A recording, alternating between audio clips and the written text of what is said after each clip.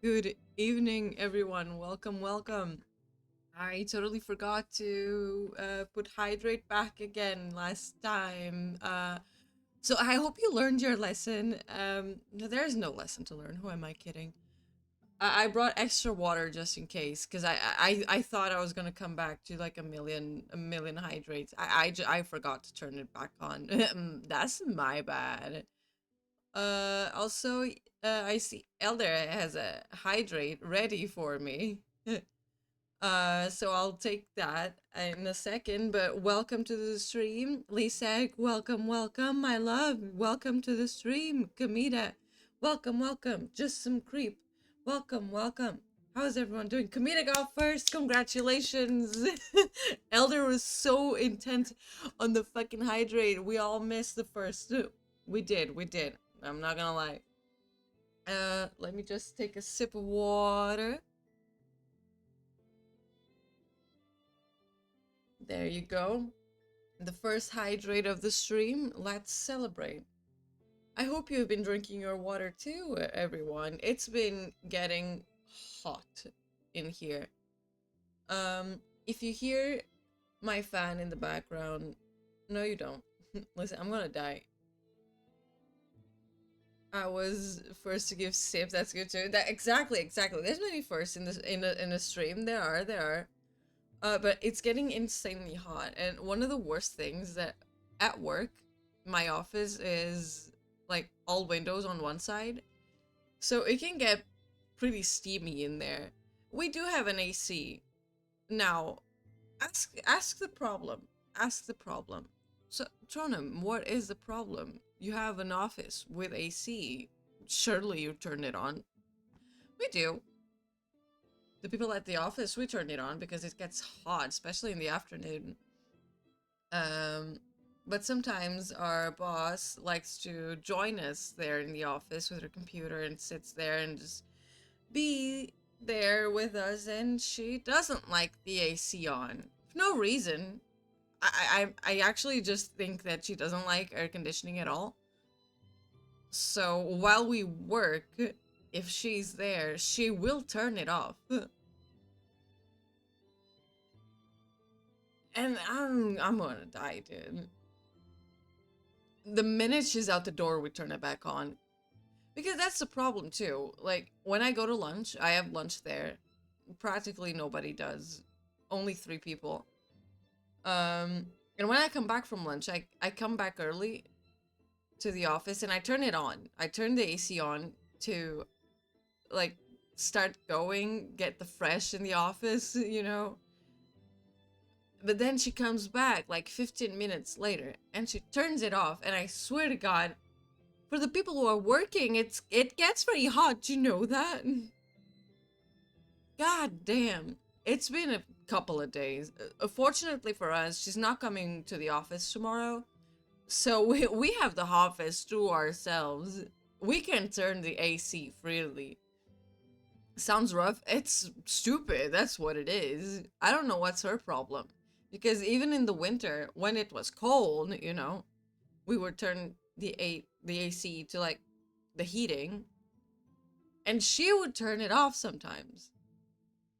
So I think suffering is mandatory at a job. But like, come on, man. We can have living conditions.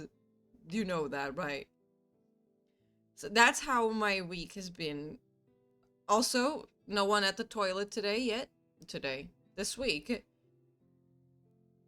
So that's a good indicator of a great week. Just do what I do and work from home. I wish I could do that sometimes.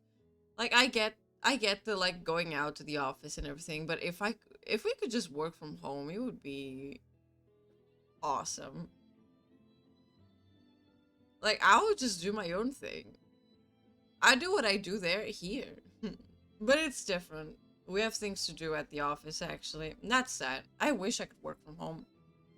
I did once when I had COVID. I tried to work a little bit from home, but there's just some things I can only do at the office, sadly. Yeah. Just stop showering. I just washed my hair. You could have said that earlier. God damn it. God, now I have to wait more time. I just washed my hair. Just some creep. I washed my hair just before the stream. God damn it. What will, I gotta wait more time now. It's not fair. I should have known.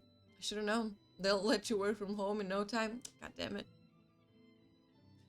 I'll start showing in non-appropriate clothing for work. My company policy is for people with young kids. I don't want no kids. Well, you should have DM'd me first. God damn it. And we know that ain't happening. If we get a pet, does it work? Like, what if my cat gets sick? I gotta work from home. We never know. I wish. It should. It should. What if my dog needs me? Our Pomeranian has a sniffle. Listen, he's going. We gotta stay and help him. We gotta. That's. God damn it. Why do the people with kids get everything? And we gotta bend over ourselves to give everything to them. That, to me, doesn't sit right. It just,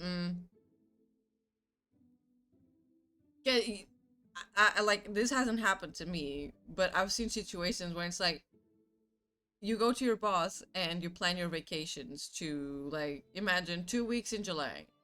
And you do that.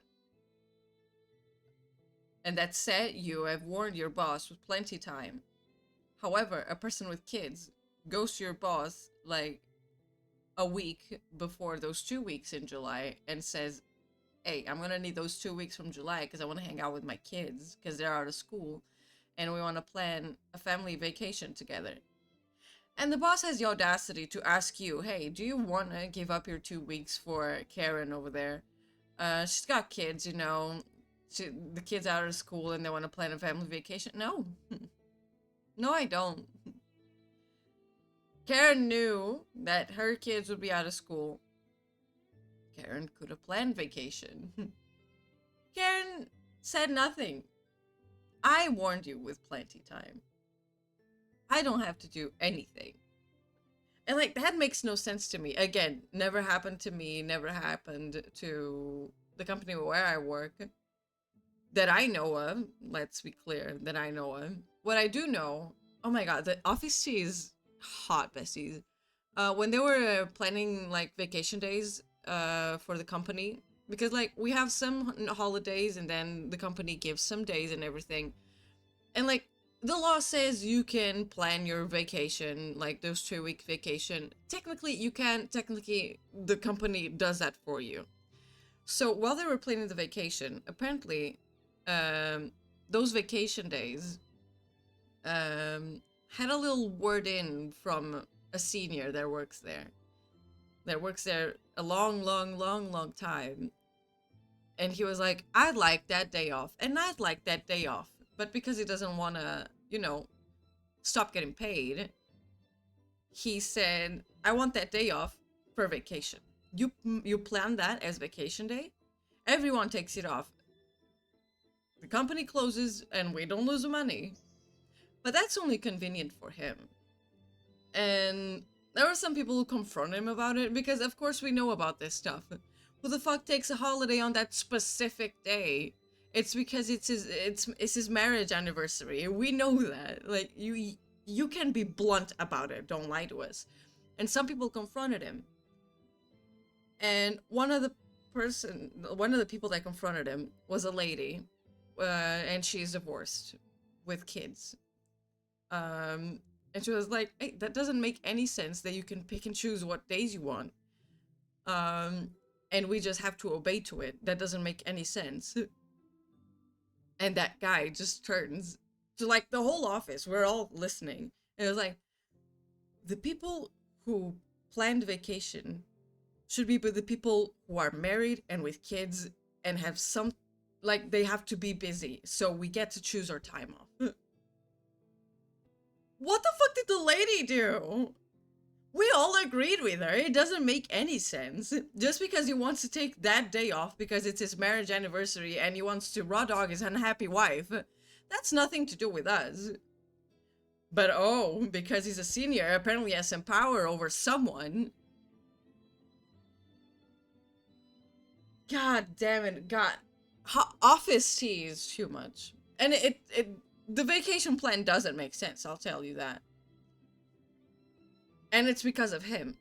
And they were like, maybe we'll change it because everyone's complaining about the vacation plan. They didn't do anything. We know. We know.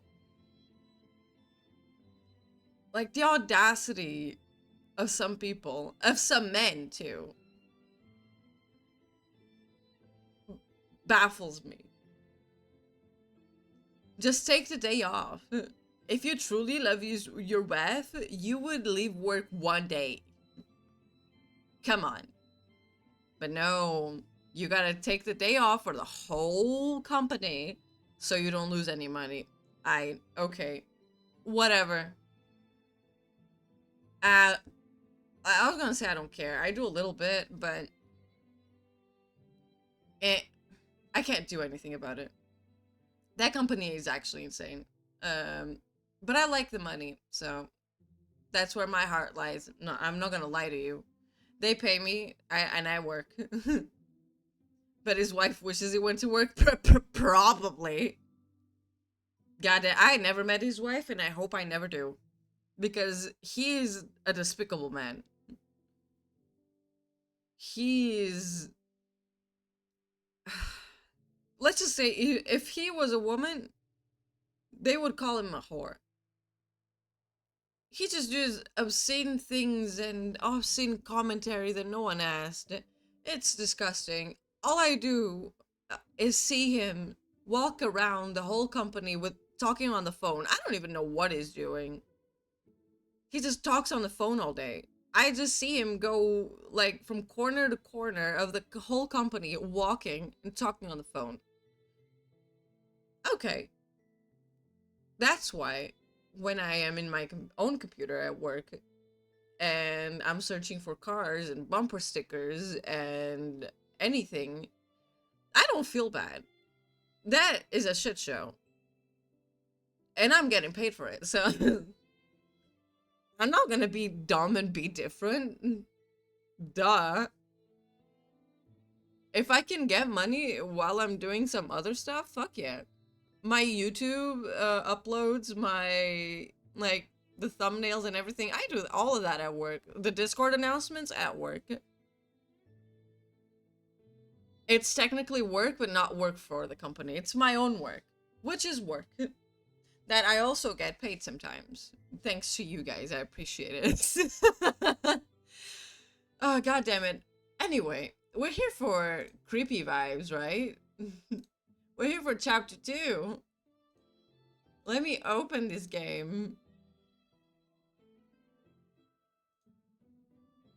Oh, that's my desktop. Hello. I didn't mean for you to see that, but hey. That's my desktop. Hold on. That's you again. Yeah, that was an image Sleepy made.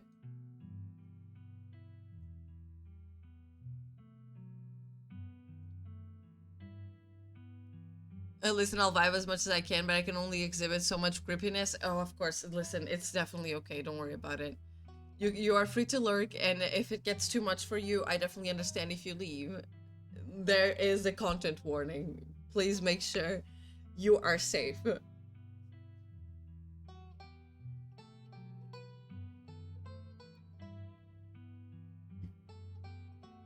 Oh, you said creepy vibes. Oh, there are creepy vibes in this game. There are. Oh, you mean okay? You're not gonna okay? You're right. Oh my god. Oh my god. Listen, you've done enough. Thank you so much. I appreciate your service. I'm saluting right now. Of course, you can't see it, but I am.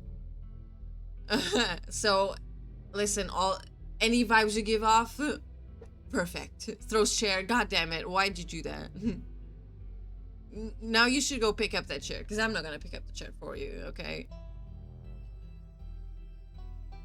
No. God damn it. Okay, I'll do it. I guess I'll do it after the stream. Flip table. Stop. Stop. I must ask how the game audio is. If it's too loud, to let me know. And also, I didn't ask the usual question. What did you guys eat or snack before coming to the stream? I came home from work and I chilled for a little bit, but then I made some rice, some salmon, broccoli, and some potatoes in the oven. It was pretty delicious. It was, and I'm gonna take more of that for tomorrow's lunch. Korean hummus and the Tears of Orphan. That must be. Wait, listen, all mixed up? Delicious. Shrimp with sweet and sour sauce. You went to the Chinese place. That sounds delicious. I'm not big on sweet and sour sauce. But hey, listen, shrimp is shrimp, and that is yum. And again, after dinner, I watched an episode of Blacklist, and I washed my hair, and now I'm here. Everything can be done, lovelies. Everything can be done. The Chinese came to me with a quest. It's so intriguing. Okay, let's continue. Pet, pet, pet, pet.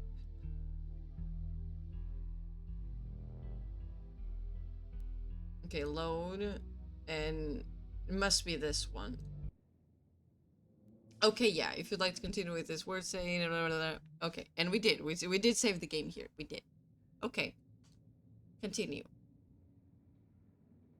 Would you guys like to see a recap of episode 1? Do you guys remember? I think we should do a recap. I'm gonna put yes. The long-lost cousin, the bad news, the 26 hours of bus rides with countless late-night stops in city depots that would have felt unsafe even in the middle of the day. You wouldn't normally find yourself traveling like this, but your cousin bought the tickets. The funeral of Pearl and Scarlet, your cousin's mother, and your aunt seemed like something you shouldn't ignore, even considering your own late mother's rocky relationship with this side of the family. Welcome to our family's humble estate. Unfortunately, due to the current state of the house, only a few rooms will be safely accessible during your stay.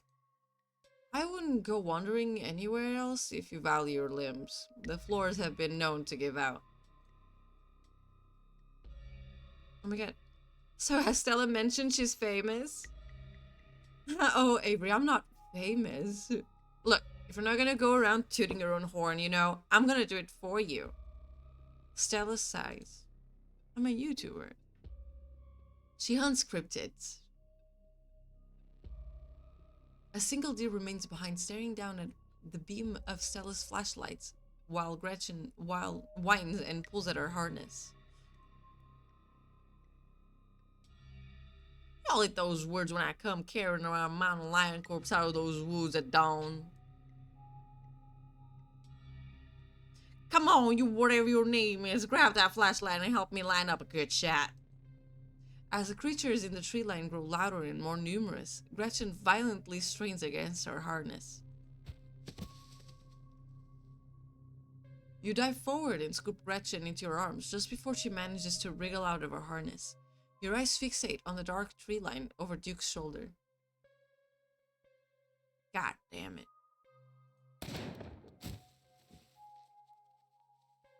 Welcome home.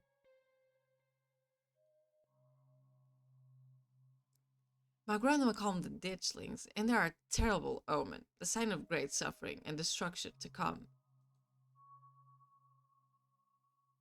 From the relative safety of your cousin's uncomfortable guest bed, the events of the past evening seem like something that happened to someone else, though you can still clearly picture the terror you felt in those moments. For now, you're safe and you're warm. Tuesday morning awaits, and I think that's the end of recap. TT, oh my god. Hi, sorry, just passed to say hi, have fun streaming. Thank you.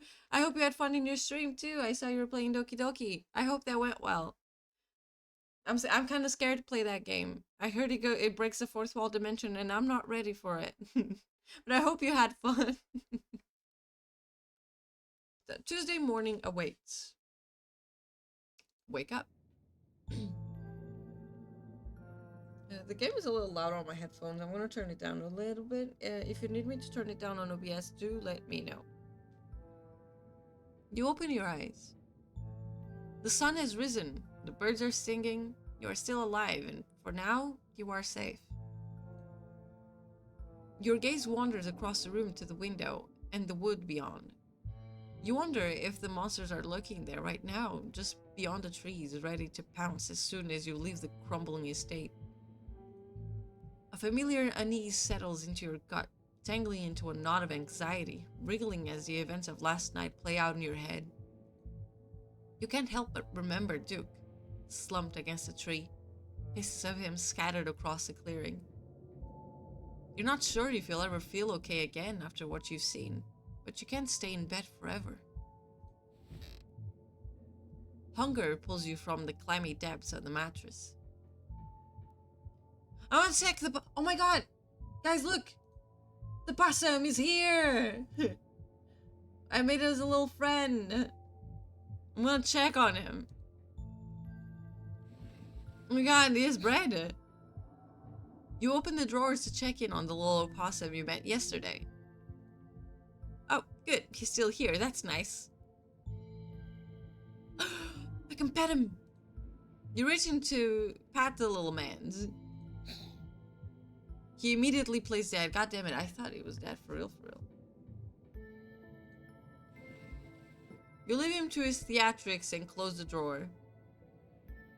I'm gonna poke around the closet again. That doll is so creepy. Great, the doll didn't move during the night.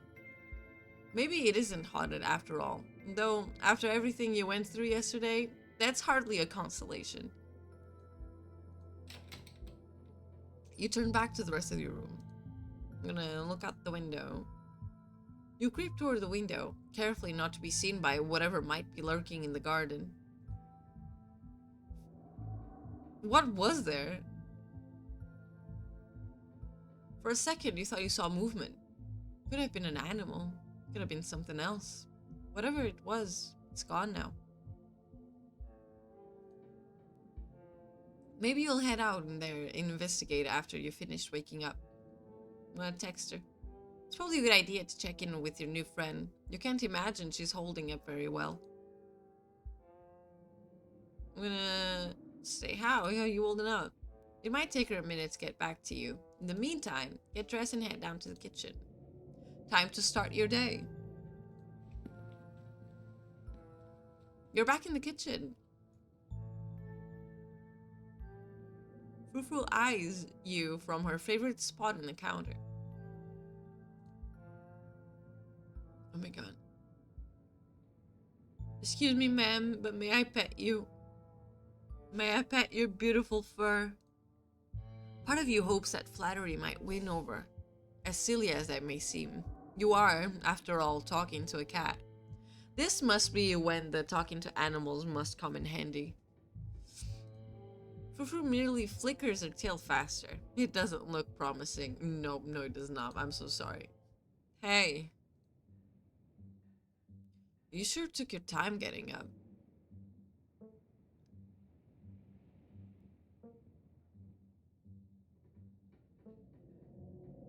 I had a really rough night. Can you cut me some slack? No.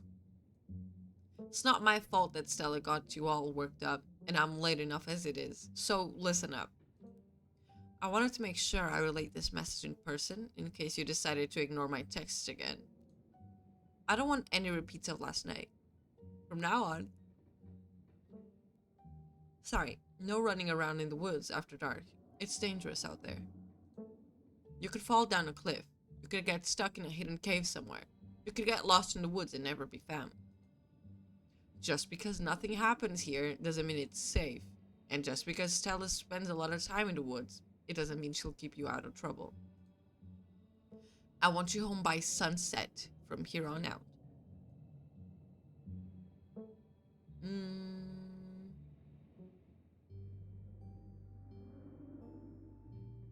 I'm gonna say, what is up with you and Stella? We just have a history, that's all. I don't need to explain myself to you. Yeah, don't worry about it. I don't need any convincing to stay put. I don't think you have to worry about me doing anything wild tonight. I wasn't exactly planning any more nighttime excursions into those monster-infested woods. Great. Glad you learned your lesson. What the fuck is that? What is she doing? I don't like it. Is that an attempt at smiling? I hate it. I'm late enough as it is. I'm going to work, and I expect to see you here at sunset. Tabitha takes a few steps toward the door. Sunset. Your cousin huffily exits the kitchen. Her footsteps fade down the hall, ending in the characteristic creak then slam of the door as it opens and closes behind her. Once again, you are the only human in the estate. A text from Stella. Hey Tronum, thanks for checking in. Hope you are alright, all things considered. I'm doing okay. Not great, but hanging in there. Well, that's good.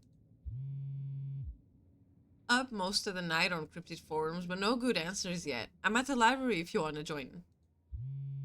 I have scones. Oh fuck yeah, I'm in.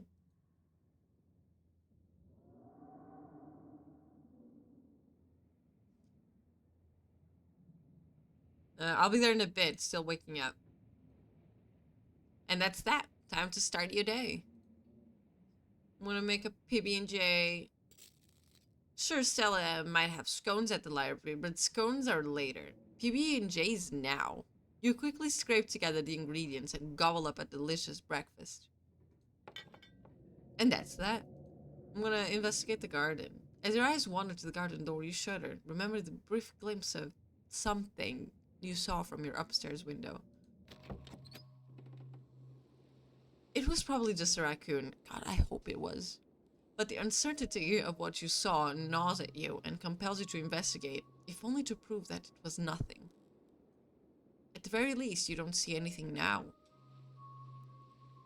I'm gonna investigate further. What is up? You wander further into the garden, trying to pinpoint the spot where that thing had been lurking, if indeed there had been a thing to begin with. I'm gonna check the ground for clues. Oh, surely there is something. You crouch down, pushing aside the greenery to examine the soft earth. A footprint, a big footprint, and what looks like some kind of viscera. Your thoughts turn to the specter from the night before. You snap a quick photo, just in case it comes in hand later. I'm gonna keep it to myself for now. No need to cause any worry just yet. I bet it was Wayne, the guy who said welcome home.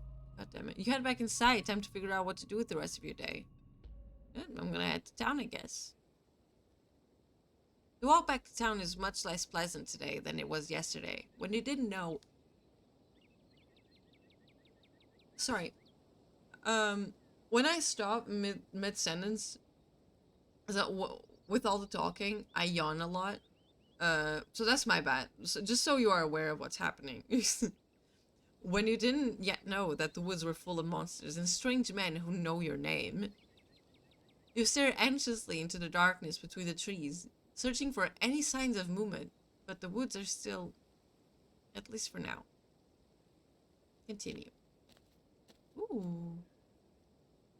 The imagery of this game is beautiful. The autumn-tinged mountains, sprawling from miles in every direction, now feels like less beautiful scenery and more like the walls of a cage. Your phone buzzes in your pocket. Look who I found at the library. She said she was up all night thinking about the video. Adding you to a group text. Oh my god, group text. She's so cute, I love her. I'm only here because it's quieter than the store, or was, lol. And I'm trying to figure out what animal that could be. I don't buy into this harbinger of doom stuff.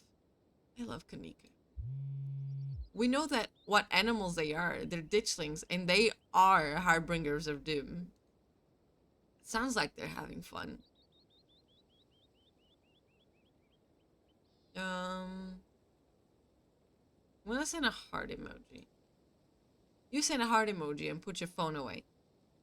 Almost back to town. Continue. Oh my god. There they are. You make the town in one piece. No creatures jumped out at you. No scary men blocked your path. The sight of other people is comforting, helping you forget the things you've witnessed as if they happened to someone else. Oh, hey, Trona. We were just talking about you. I stopped by Sybil's to pick up her new tea blend, and well, you're the biggest thing to come into town since the coal mine. Folks have been absolutely buzzing about you. You went out with Stella last night, right? Did something happen out there? She barely even waved when she walked by. I can lie.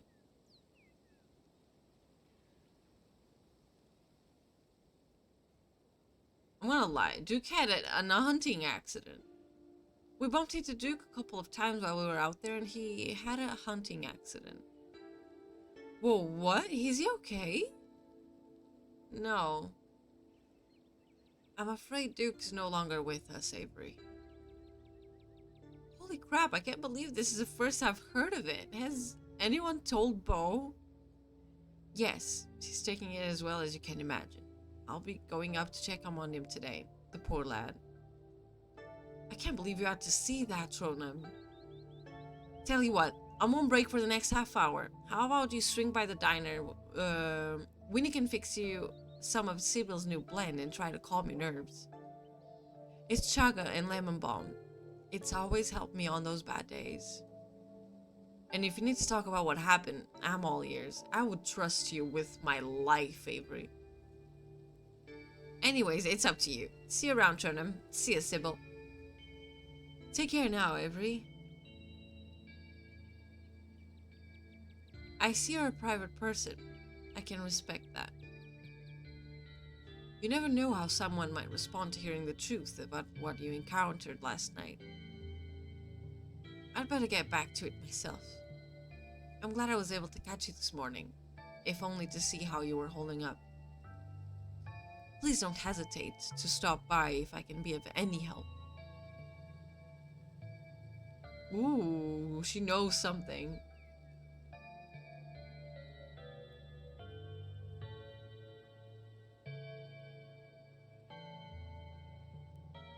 Wanna say, wait, do you know anything else about the ditchlings?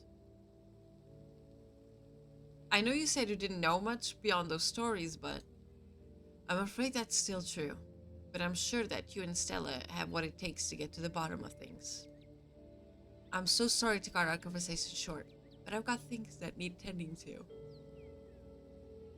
Stay safe and God bless. Well, you probably have a bit of time before you're needed at the library.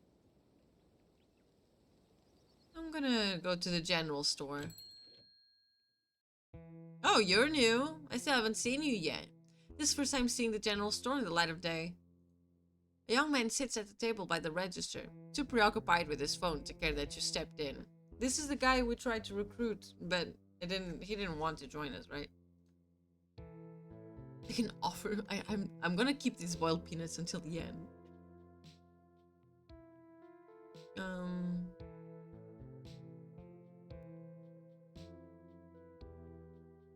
Hi, I'm Trona. I just got to town yesterday. Yeah, I know. Mom told me. What's your name? Miles. What you doing on your phone? Games. You probably haven't heard of them.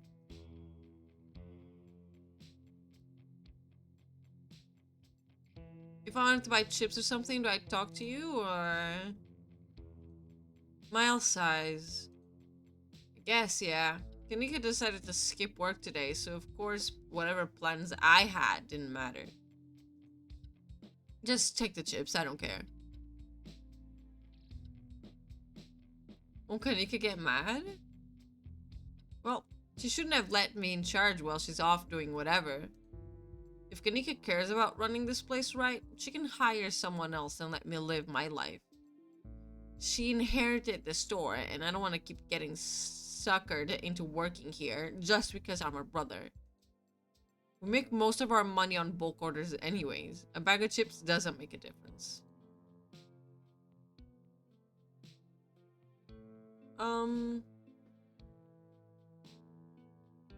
Fuck it, I'm taking the chips then. You grab a bag of salt and vinegar chips from a nearby shelf. It will sustain you in the coming days. Cool. I'm gonna offer him my boiled peanuts. Oh, he doesn't want it. The young man looks up at your now quite pungent bag of peanuts, curls his lips in disgust, and returns his phone. Well, see ya, Miles. Miles doesn't respond as you turn and leave the general store.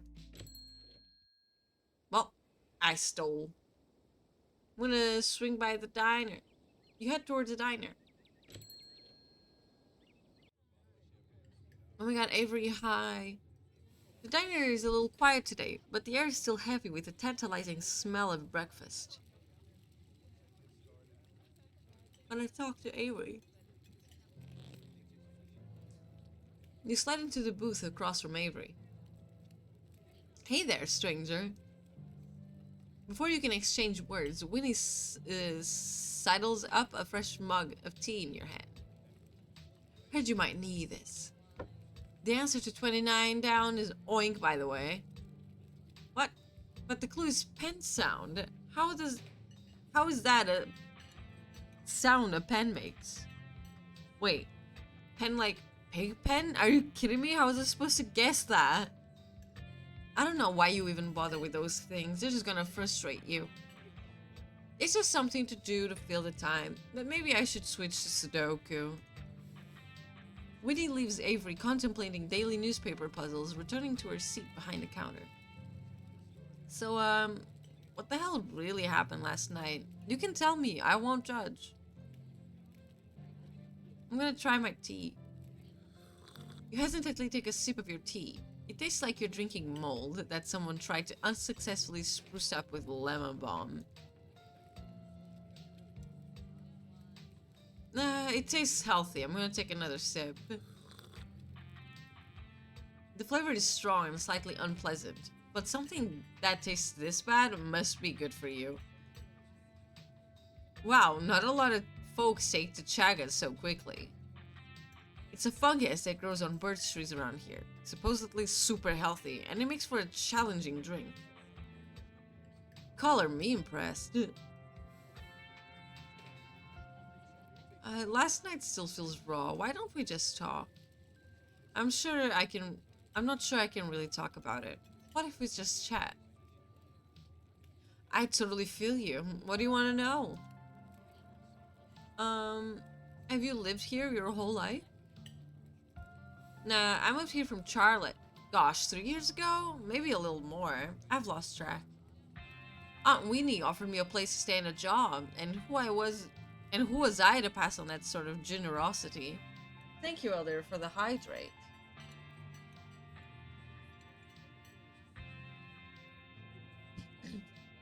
To be honest, it still feels like I just moved in. Practically everyone apart from the Cole folks grew up in this town, so it's like I'm the perpetual new kid. Don't get me wrong, folks here are plenty polite and friendly, but there's a shared history I'll never be part of. Why'd you leave Charlotte? If you don't mind me asking. Nah, it's cool. I was having some education disputes with my folks. They had thoughts on how my life was supposed to go, and I had other plans. It wasn't great, especially since I was still stuck under their roof. When my aunt heard about it, she offered me a job and a place to stay, and the rest is history.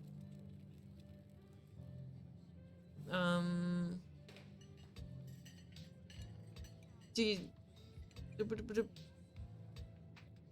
you regret moving here? I don't think I have the choice to have second thoughts. I'm not going anywhere without Aunt Weenie, and there's no way she's leaving this place. I get it. I felt like out of place the whole time I've been here. Folks on the whole have been plenty friendly, but life here is so different than what I'm used to. It's hard to explain, but I just don't feel like I belong. Exactly. There are worse ways to be, but I'm not sure I'll ever entirely feel like I belong here. I'm not gonna tell him. I'm sorry. I should probably head out. Totally get that. My shift's about to start anyway, so perfect timing. And hey, look. I know you don't want to get into last night, and I respect that. But I want to help if I can. The diner is where everyone comes to gossip, so I hear a lot about what goes on around here. I'll let you know if I hear anything strange or unusual. Avery slips out of the booth, giving a friendly half-wave before disappearing into the back. You leave the diner, ready to continue your day. Well, time to head to the library. You enter the former town hall. Oh, they're there! I see the pug! What once must have been a stately foyer has since been converted into rows of shelves. Meeting rooms and offices long ago gave way to assorted reference collections and reading areas. This is a good place. Oh, hey, you made it! I'm gonna settle in. You head over to Stella and Kanika's table and settle in. Oh my god, she looks terrified. You made it! Glad you could join us. Morning, Jonah, you look tired. I'm not gonna snitch on my else, fuck no. I've never done a Scooby-Doo, what the fuck? It was hard to fall asleep last night, all things considered. Yeah, it was hard to... Yeah. I can't say I got a wink myself. Yeah, same. She's so cute. Anyways, I guess we should get started. Before you dig in, you remember the footprint you found in the garden. It's not probably nothing. It surely is something. But do I want to bring it up now? Will I be able to bring it up later?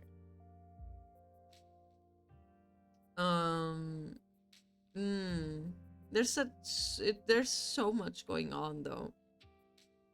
Ah, fuck it, I'm gonna show it.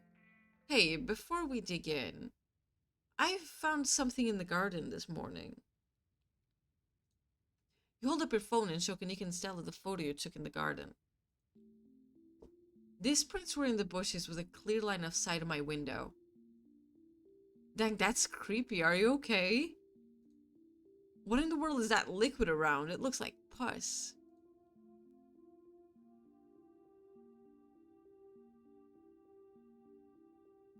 You think it's Wayne? That creep who keeps coming around my mom's tea room?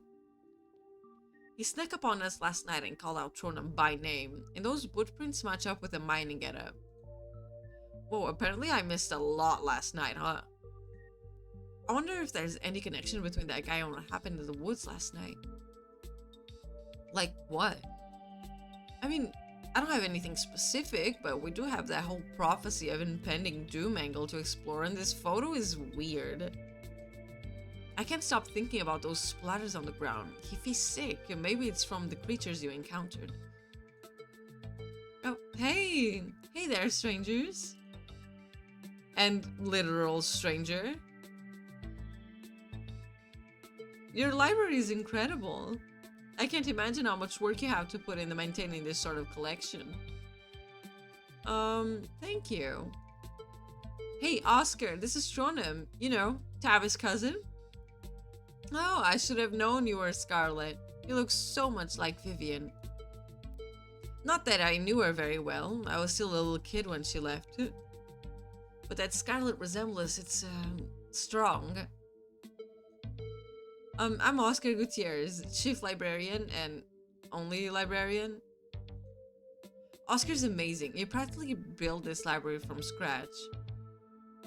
Hello. Yeah, I'm a little jealous of what the kids around here get to grow up with. They don't know how good they have it. Back when I was in elementary school, all the library had was a couple of shelves of boring books donated by old people. Y'all are too kind, but speaking of kids, have either of you seen Rosalina around town? I don't want to be a helicopter dad, but she hasn't been answering my texts, and I wanted to make sure she isn't getting into trouble out there. You know, the crowd she hangs out with. They're good kids at heart. I'm sure they just keep up the old Maxwell place doing teen stuff. I went up there plenty of times in my day, but I'll make sure to keep my eyes peeled. What's the old Maxwell place? It's this great old abandoned spot. Used to hang out there when we were teens. I can't believe I used to be so reckless. The floors there were like Swiss cheese. I should really have a talk with Rosalina when she gets home.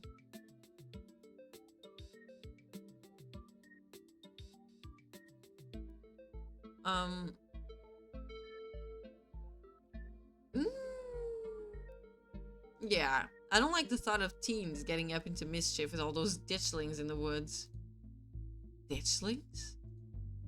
That's actually why we came in today. Have you ever heard of them? They're cryptid and seeing one's supposed to mean disasters around the corner. Doesn't ring a bell. Dang, worth a shot. Okay, if you were, say, trying to predict a horrible disaster that might befall our town, where would you start looking? Well, they say history repeats itself, so I'd probably try and figure out what sort of disasters this region typically falls prey to. Should I be worried about something? I don't know yet. I'll be right back. Gonna go nab some more books.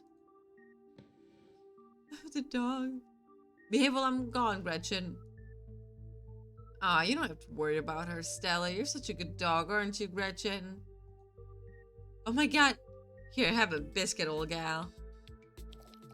Gretchen inhales a soft biscuit, drool leaking from her toothless mouth as she swallows it whole. I'm pretty sure Stella's barking up the wrong tree, Oscar. I don't think you have to worry about any horrible calamity befalling the town. But she's right about the weird stuff. There's definitely something unusual going on in these woods.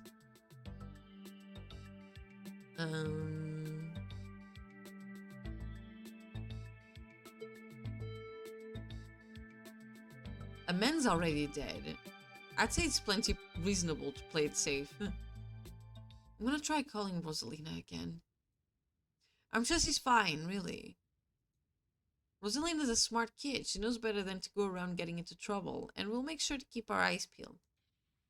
Thanks, Kanika. And Jonam, if you see a 13-year-old girl with black braid and glasses, you would let her know. Her dad is worried about her. Of course. Oscar anxiously wanders off, phone in hand. Got him. Just grab a whole mess of local history books. Stella sets a massive pile of books on the table and pulls up a chair. All right. This is going to be so much faster with the two of you here to help out. Got our snacks, got our source documents. Let's get this research party started. Oh my god, our laptop. Reading awaits. I'm gonna flip through historical buildings of Scarlet Hollow because it says Booksmart too. Just the thought of reading a book like this would probably put most people to sleep. But you've got a mystery to solve, and to solve it, you need to know everything there is to know about this town. The Scarlet Estate, I'm curious. Inaugurally the most striking piece of architecture in Scarlet Hollow, and the most elaborate and elegant estate in the region prior to the construction of the Biltmore in 1895. Andrew Jackson Scarlett chose the location to be atop of a hill in Scarlet Hollow's geographic center so that it might be seen from the town below. It remains a constant reminder of the family who carved Scarlet Hollow from the wilderness and provided wealth and prosperity to its residents. The coal mines. The original mining facility is no longer standing, having been destroyed in the collapse of 1980. Though the new facility, outfitted with all the cutting-edge technologies of the industry, is in itself a fine example of practical construction, the first iteration of the mining camp was a true product of its time, and what few photographs exist are an interesting peek back at a different era. One can still visit the site of the original Scarlet coal mine, though all that remains are a few abandoned tunnels closed off to the public.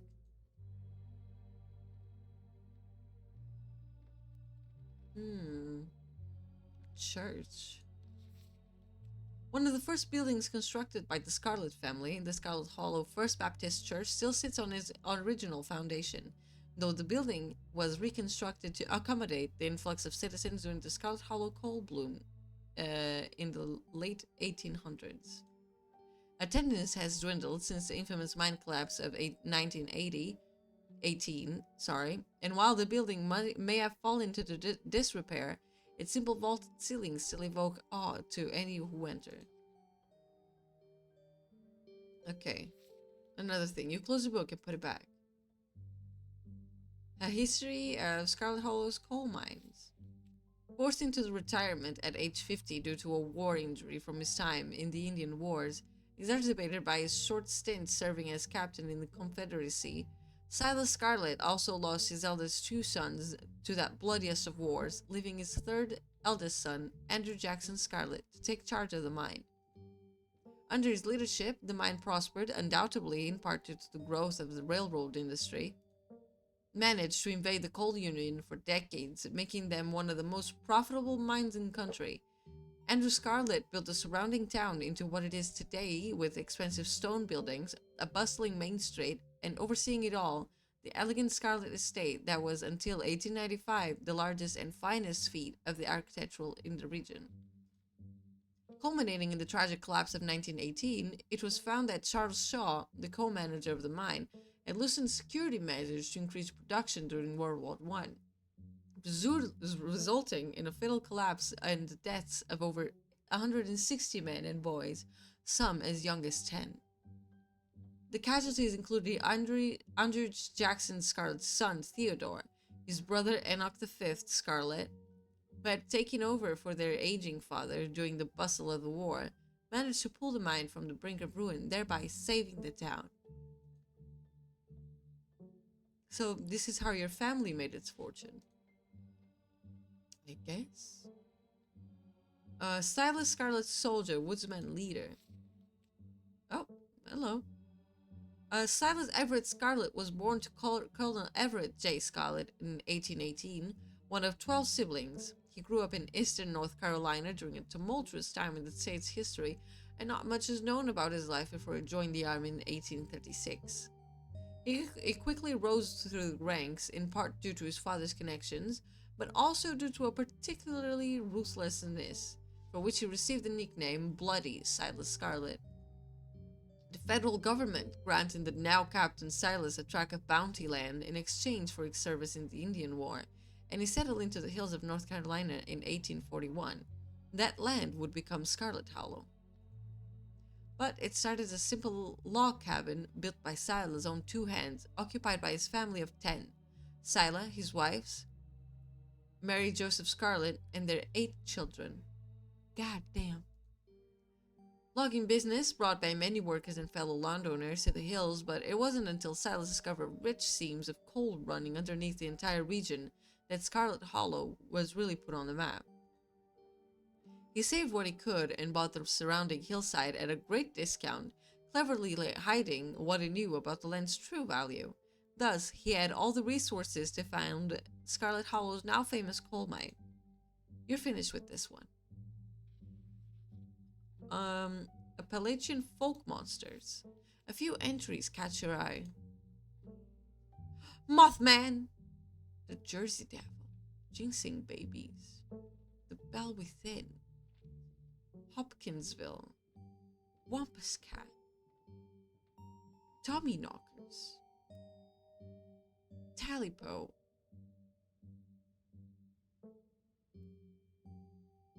Well, none of these are what we saw, but I love Mothman. Mothman!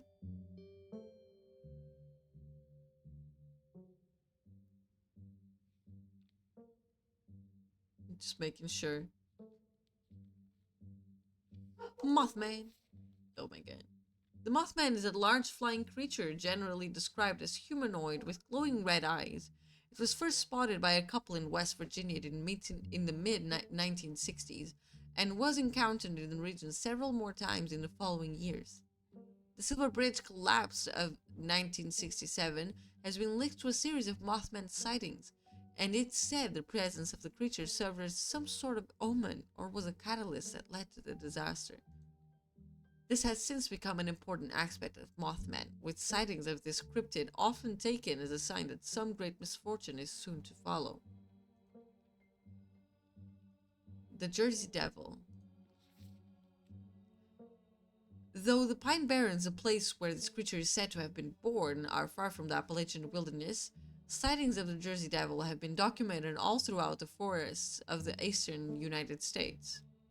According to popular legend, the Jersey Devil was born to a woman named Jane Leeds. Leeds, upon realizing she was pregnant with her 13th child, and daunted by the task of giving birth yet again, cursed the child in her womb, proclaiming it to be the devil itself. Though born as a normal child, it quickly transformed, getting a goat or horse's head, large bat wings, and forked devil's tail.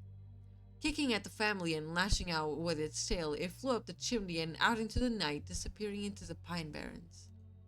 The Jersey Devil is one of the oldest cryptids in North American history, with sightings spanning back through the 1800s all the way to the origin of the myth in the late 70s. No, 1700s, my bad. It's said to move with incredible speed and is recognizable by its high-pitched, blood-curdling scream. Ginseng babies. Ew. It's safe to say life was hard in the South after the Civil War. The land and its people had been ravaged by conflict, and many turned unusual industries to get by. One such industry was that of ginseng diggers, or sang diggers, as they were colloquially known, who eked out a meager living for themselves by digging up and selling wild American ginseng. Myths surrounding sand diggers were plentiful, but most prominent among them was that of the ginseng baby. It was said if you dig up a ginseng root on the night of the new moon, it will cry like an infant and leave blood in the earth when it's torn free. The parallels to European mandrake myths are clear, but it can be assumed that this myth arose from cross-pollination from European immigrants. But perhaps on the night of the new moon, you should go out and dig up a ginseng root, see if it cries, and check the earth for its blood. For it could be that myth spread not through legends passed down through immigrant families, but from the unsettling experiences of these Appalachian foragers.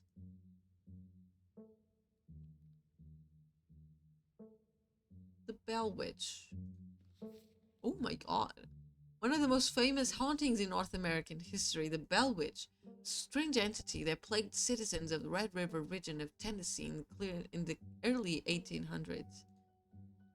Many strange phenomena have been attributed to the witch through the years, but the most famous was the haunting of the Bell family. It started out as a fairly typical haunting, with unnatural sounds echoing throughout the house after sundown, and the appearance of a strange mammal that no one could identify or capture. Unlike other hauntings, though, this act quickly escalated to attacks on the family, and in particular the daughter, Elizabeth Bell. She was constantly covered in bruises from the spirit's abuse. The spirit could frequently be heard speaking through the walls, its disembodied voice mocking the family and any visitors, and it eventually escalated to giving full-blown hallucinations to those dwelling in the Bell house. Though this haunting ended in the early 1800s, its activity continued in the region for many decades. It could be that the entity known as the Bell Witch may still dwell in the Red River region to this day. Hopkinsville Goblins. Ew. The Hopkinsville Goblins case was a supposed close encounter with extraterrestrials in the 1950s near Hopkinsville, Kentucky. During the incident, 5 adults and 7 children arrived at the local police stations, claiming that a group of small chrome creatures had besieged their farmhouse for hours. When police arrived on the scene, they found bullet holes and spent shells, but little else in the way of evidence. Skeptics suggest the family had simply misidentified a group of great horned owls. Even so, the incident remains one of the most thoroughly corroborated and documented case of extraterrestrial contact. And the Tommyknockers. Ooh. Tommyknockers originated in Cornish mythology, spreading to the United States when Cornish immigrants began working in the Appalachian mines. They're named after the knocking that can be heard from seemingly within the walls before a cave-in. According to some, the knocking serves as a benevolent warning. Others believes that the creatures taken stolen hammers to support of mines and collapse them on whoever is unfortunate enough to still be inside. They are traditionally thought to be impish, leprechaun-like beings, but some claim that they are spirits of dead miners, forever cursed to haunt their final resting place. Talipo. There was a hunter who lived in a tiny cabin in the middle of the woods, all alone with his hunting dog. One night, after a particularly bad week of hunting, both their stomachs empty, the hunter spied on something out of the corner of his eye. Oh. Some small creature had gotten into the cabin through a hole, and before he could even figure out what it was, he'd drawn his gun and fired at the thing, his hunger guiding his actions. But it was quick and ran back through his hidey hole, and out of sight, leaving only its long black tail, shut off by the hunter's rifle.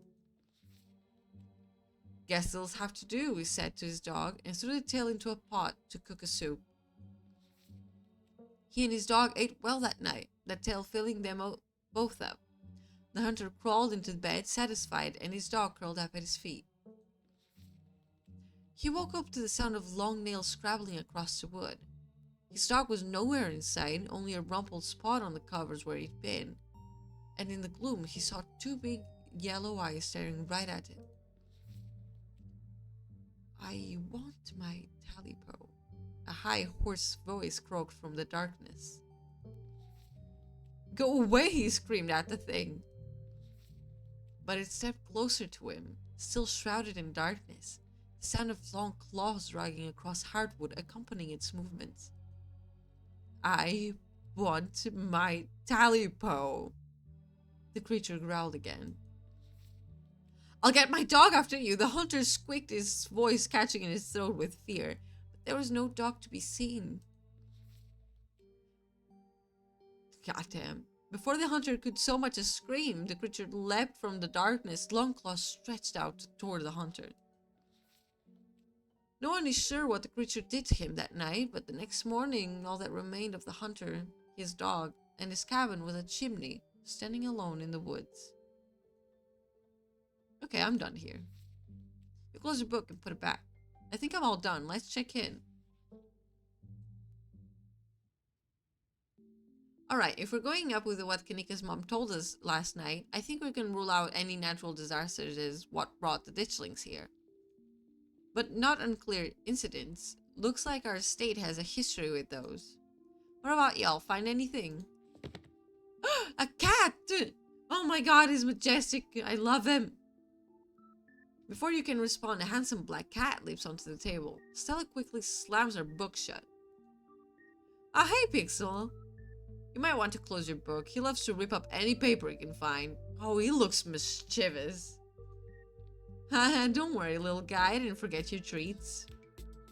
Pixel immediately goes to town on Stella's treats. Sorry if Pixel's bothering y'all. Hopefully he hasn't gobbled up any of your books. He can't stand the thought that people might pay attention to anything that isn't him. Oh, fell. Why do you let the paper shredder flail you around there? I'm gonna leave Pixel be. Come on, you decide to leave Pixel be. The cat curls up on the table, fast asleep. God, I love him. Alright, I better get back to shelving. Let me know if y'all need anything.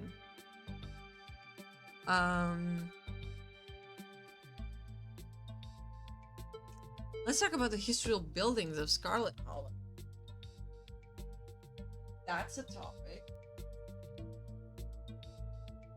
Oh my god, you read that? That book was assigned as punishment if we misbehaved in school. It's an excellent sleeping aid. NyQuil and melatonin have nothing on historical buildings of Scarlet Hollow. Rumor has it that nobody has read it from cover to cover. Oh, you guys are missing out. That's one of my favorite books here. Such rich history. Guess we're just kindred spirits, Tronim. Amen. I read the boring book. It's funny. What happened to the estate? At some point, the hill was built and started falling apart. I think it's pretty stable at this point, though. Is it? Stella, you've seen the place. And half of it is still mostly okay. Why don't people go to church here? We've just never really had a good pass around these parts. Not as long as I've been around, at least. And I'm not really much of a church person anyways. Who has the time? The building gives off weird vibes too, and I'm not in a fun, haunted way. Thanks for the hydrate, Elder.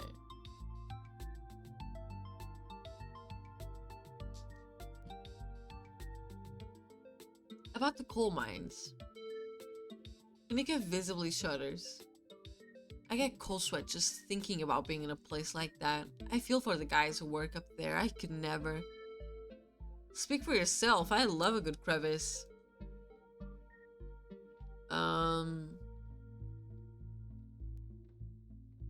What happened after the mine collapse? The book just kind of glosses over that. There was a union for a bit, but it didn't last. There's not a whole lot written about the past century here. Yeah, the Scarlet Hollow mine isn't exactly the most ethically run business. No offense or anything, I'm sure Tabby runs the mines better than Charles Shaw did. Still hasn't let the union in, though. There's a reason she and I don't talk.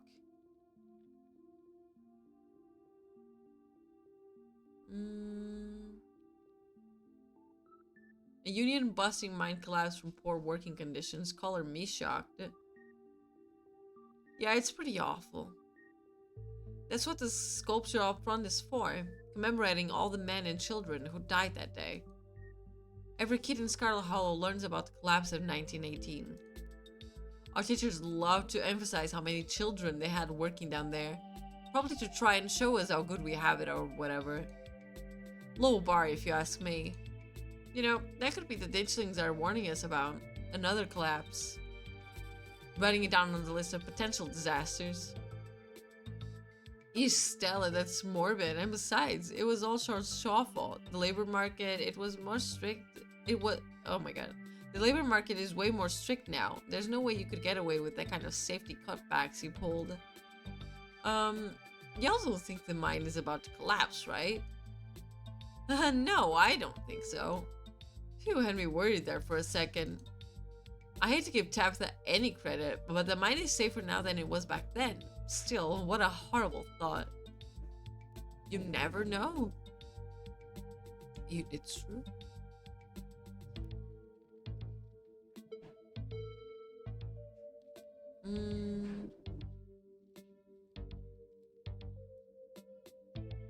I'm not sure. I agree with the collapse angle, but the mines seem important. The whole town is built around them.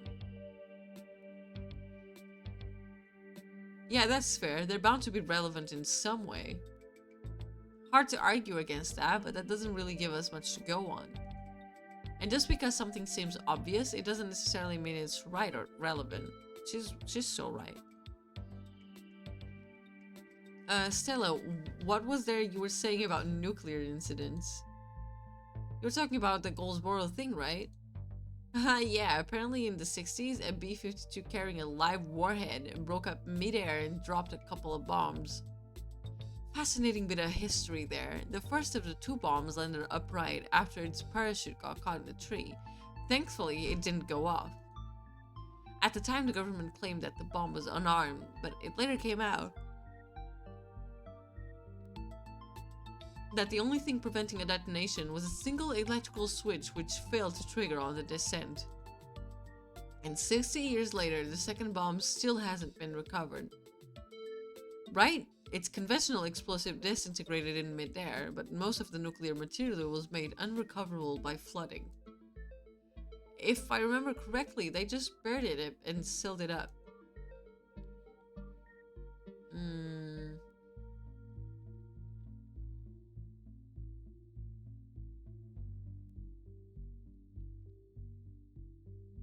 If the bomb is somewhere else, why would there be so many ditchlings here? Yeah, Goldsboro is almost 400 miles from here. Not that we should be looking too hard at the disaster angle. Whatever those creatures are, they're biological. They didn't look too biological. I'm gonna be so honest with you. Look, you never know with radiation. We actually know quite a bit. It just melts you. It doesn't make monsters. And a 60-year-old bomb isn't going to explode on its own hundreds of miles away and kill us here. You never know. There could always be a whole underground society of bomb-worshipping mutants just waiting to blow it up. Yeah, you never know, guys. You gotta be careful. I've missed this. Do you think there's a cold here? Yuli and quietly whispered to Stella and Kanika.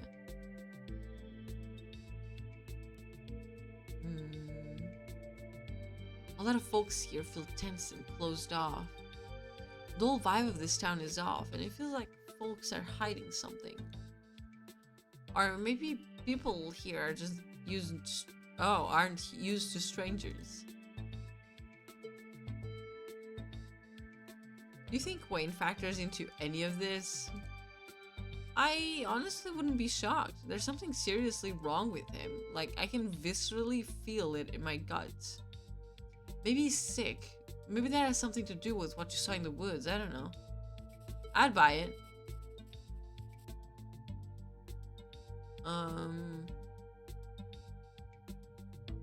Talk about Silas Scarlet. So Silas Scarlet.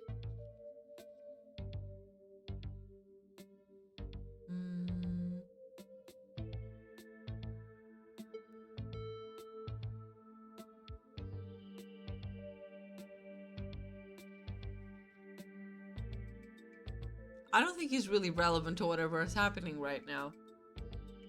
I agree, we're talking about ancient history here. Yeah, we probably have better leads. It never hurts to have historical context. That's true. Any luck with Rosalina? Not yet. I knew a teen would be a handful, but I didn't think it happened overnight. I'd probably head out once when you're all done and check in on a usual haunt. Talk about the Appalachian folk monsters. So Appalachian folk monsters. Mothman. There's some striking similarities between Mothman and the Ditchlings. Both of them are portents of doom. Mothman, love that guy. There's a whole subgenre of cryptids that serve as bad omens, but the disaster angle is definitely a clear connection. Maybe Mothman is what happened when a Ditchling is all grown up. Imagine. But they're already reproducing. And they don't have wings. And they're like pale and wobbly. They don't even have... They have a certain caterpillar vibe, don't they?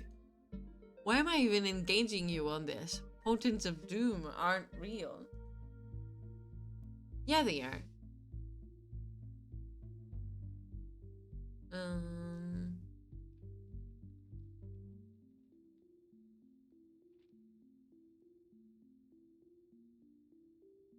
Let's move on.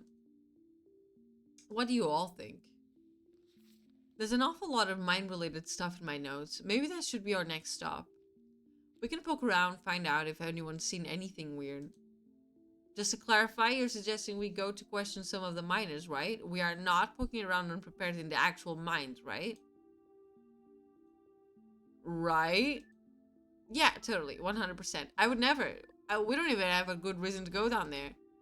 Good. Let's skip it that way. You know how I feel about the mines. I promise, Sneaks. We're just going to question some of the miners. And if that questioning gives us a good reason to poke around, say a cool abandoned coal mine, and then we'll cross that bridge when we come to it. You can cross that bridge when we come to it. I am not going underground. I'm just messing with you. We'll just stick to the surface. Okay, good. And hopefully we can find out what happened to Wayne while we're at it.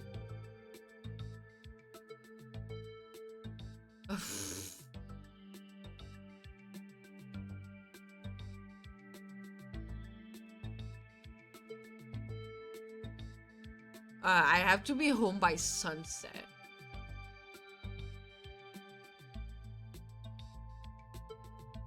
Tabitha's gonna hate me, actually. Awesome, well, let's try and stay under the radar. Alright, but if we're doing this, let's do our best to stay under the radar. I'm already in hot enough water with Tabitha as is. That sounds like a good idea. We'll be super sneaky. I promise I can even keep a lookout. Look at us going out on a camper together. I miss this. I missed it too. I mean, sure, it's not under the best circumstances, but I've been so wrapped up in running the store, I didn't realize how much I miss being able to hang out with you. Though, there is something missing. Reese. I really miss that dude. I can't believe how long it's been since we've seen each other. Have you seen him lately? Oh, it's not Miles that we wanted to see last time. It was Reese. Uh-oh.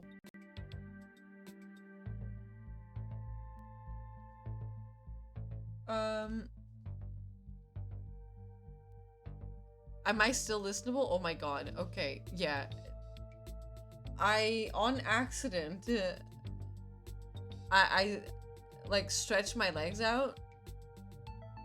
Oh my god. And I think I bumped into the outlet that I have everything connected to, and one of my monitors just went black. Jesus Christ. Okay. We got this. Everything's back in normal. For you, probably nothing happened. To me, one of my monitors went black and everything went into one monitor. It's fine. It's working now. And that's what matters. That's what matters. Anyway. I can't fucking stretch my legs, man. Nope, I've tried to plan stuff, but he's been too sick. You were so close to get yoinked. I was so close. I thought I hit the outlet and I powered my computer off. That's what I thought happened. I didn't realize it was getting so bad, the poor guy. You know, we could just pop over and surprise him. He seemed excited to meet Trona. Maybe we'll finally get him to leave his little cave. Hell yeah, let's do it. Alright, let's roll out. See you, Oscar. We'll let you know if we run into Rosalina. Thanks, guys. I'll keep y'all posted. Reese's home stands at the edge of the forest wall, an isolated buffer cushioning the rest of the town from an unending wilderness. Hello? Oh, she has a hat. It's adorable. Reese, it's Stella. I brought some buddies too. Shh, not so loud. He's still sleeping. Can I help you with something? The woman in the doorway stares directly into your eyes. You can practically feel her simmering irritation washing over you. Hi, Dr. Kelly. We were wondering if it would be okay if Reese could come hang out. Nothing strenuous, we promise. I'm not going to wake him up. If he's sleeping, he probably needs it. Whatever you two have planned is probably beyond what he can manage right now anyways. Oh no, poor Reese. It's just been so long since either of us have gotten the chance to hang out with him. I'm sure he and Tronum would get along super well too.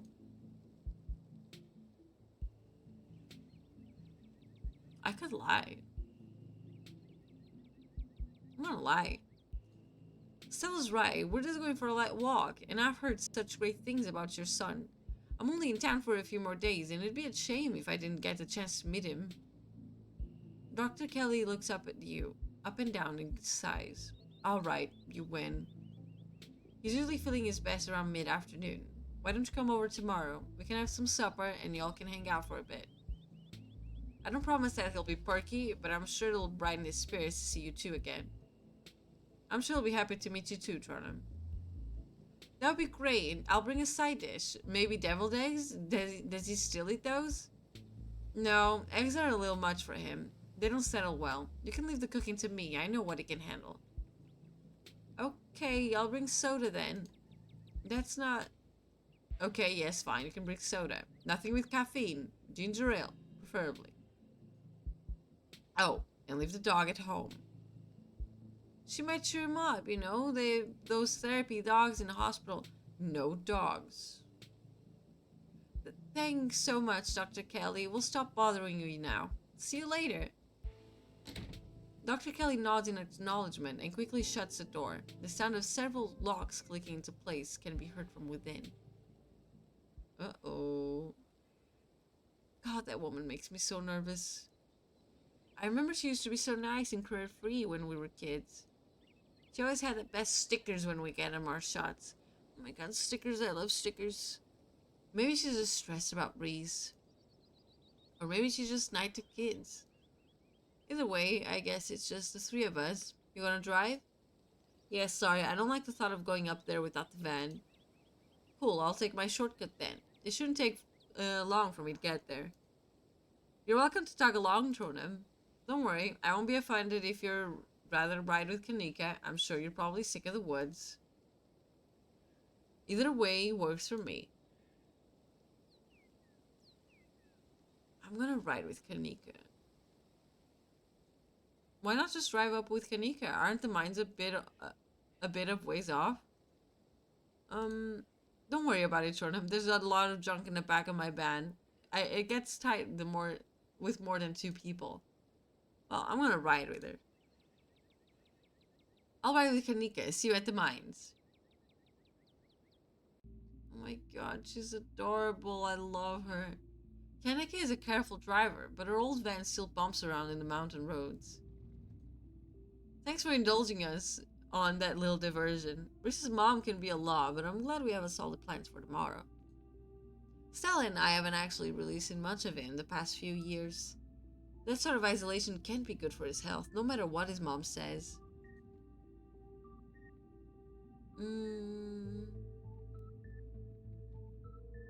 Now that she's not around, can you tell me what's up with Stella and cars? That's how our parents died. Car crash. Oh. She was in the car too. Got some bruises, but she doesn't like cars and tries her best to stay away from them. I don't think she's ever going to actually leave this town. Is she doing alright? Yeah, I think so. I mean, there's still some real trauma there, but it's also been years. It's just not fair though. Stella is such a sweetheart, and so are her folks. Breaks my heart. So, what's actually going on with Reese? Good question. I wish I knew. His mom's been saying he's sick for years, and it's not like she's wrong about it. She's making him sick. Or he got the fucking ditchling disease or whatever. He's been a wreck the few times I've seen him. I just find it a little weird that his mom hasn't brought in any outside doctors. It's just not that I'm aware of. I mean, she is a doctor, but if your kid's been housebound for these many years, you'd think it was something you'd put a lot more effort into fixing. I don't know. I'm probably just projecting or something. Yeah, sounds a little like fictitious disorder.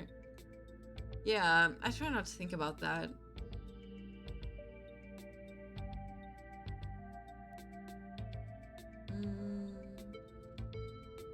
What's up with your brother? I swung by the general store this morning and met Miles. What's his deal? He didn't do anything weird, did he? He was fine, and I was just curious. Huh, that's good to hear. Sorry to jump to conclusions. I know you don't have any siblings, but I just wish he would grow up, you know? It feels like I can't trust him to do anything without leaving a mess for me to clean up. Don't get me wrong, he's family and I love the guy, but he sure doesn't make it easy. Have you ever thought of living somewhere else? Asking the real questions, huh? I can respect that. Yeah, this wasn't the plan, and it still isn't. I was actually a couple of years into vet school, top of my class might I add, when my dad died. My mom wasn't up for running the store, and you met Miles. I only wanted to take a semester off, help them get back on their feet, but it's been a year and change now. It's not just about my family too. The general store, that's the general store. If it winds up going under, it's hard not to imagine the whole town collapsing with it. Maybe I'll get back to it next semester. I'd say welcome to the Dead Dads Club, but I don't actually know if my dad's dead. You're funny. Thank you. You'd be a great vet. I've seen how you are with Gretchen. Ah, shucks. I I was really into biology during undergrad, and growing up around Stella and her mom gave me a special kind of love for animals. Do you have any theories beside what we talked about in the library? I don't know. I don't think there's enough information yet to support any strong conclusions. Though I've been wondering if what you two saw maybe was some sort of mutated animal, like a strain of hairless monkeys or raccoons or something. Do you know about Morgan Island? It's off the coast of South Carolina, and there's a whole population of rhesus monkeys infected with herpes. Like 4,000 of them. Maybe the ditchlings are some kind of alopecia research monkeys. Which sounds ridiculous now that I've said it out loud. Forget I said anything. No, I totally buy that. Those weird sounds look not quite human, ape-like appearance. Okay, good. Glad I'm on silent nets. I'm gonna remain silent. You and Kanika sit in comfortable silence for the last few minutes of the ride. Ooh, this looks spooky. You and Kanika arrive at the mines before Stella. Stella's probably gonna be a couple of minutes. Oh my god. Hey y'all, how was the ride? Oof, I'm gonna put Gretchen down for a second. Did you run here? Yep, felt like getting a run in. I didn't want to keep y'all waiting. You didn't run into any of those creatures, did you? Nope. That makes sense. They're probably nocturnal. I don't know if I should feel relieved or disappointed. But we're all here. What's the plan? I guess we just go talk to people. Guess so. I should probably be on lookout duty. I'm a bit of a persona non grata in the mines. Tabitha? Yeah, I might try sneaking in to talk to her a time or two. Too many. And Gretchen makes it extra hard to be sneaky. We're probably less likely to get caught if one of us is snooping around down there.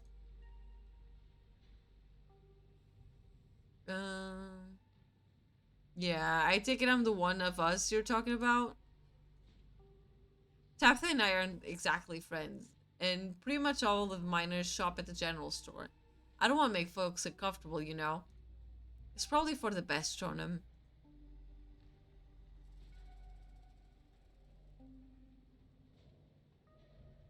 Talking to people scares me. You should do it, Kanika. I hate to step in like this, but I really think you're the best choice here, Tronum. So, the plan. You know those cheesy old rom-coms when somebody wears an earpiece on their first date? Well, do you have that kind of surveillance setup in the back of your van? That I didn't know about? What? No. I have a pair of earbuds with really good mic. We can just group call. Kanika hands you a pair of earbuds. We can feed you questions if you get stuck, and Stella can give you a heads up if Tabitha's headed your way. Dang, I miss doing this sort of thing with you. You're so thorough. Ah, thanks. I do my best. I love her. I guess we should part ways and start the call, yeah? I guess. Stella and Kanika break off, leaving you alone at the entrance to the mines. Your phone buzzes. Hey, can you hear us? Try say something. Something. Stella and Kanika chuckle on the other end of the line. Thank you for the hydrate, Elder. Let me just stretch for a little bit.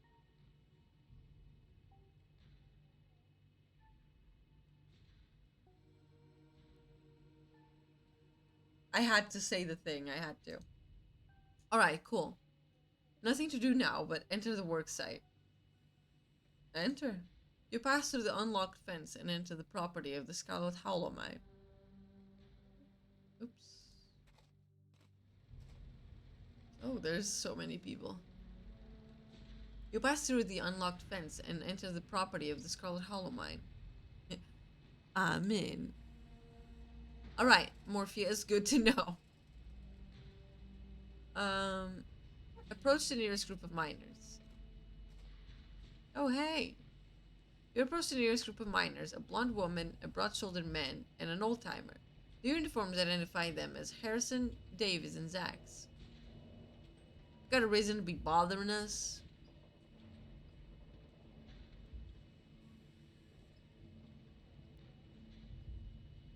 Do you know anything about a guy named Wayne?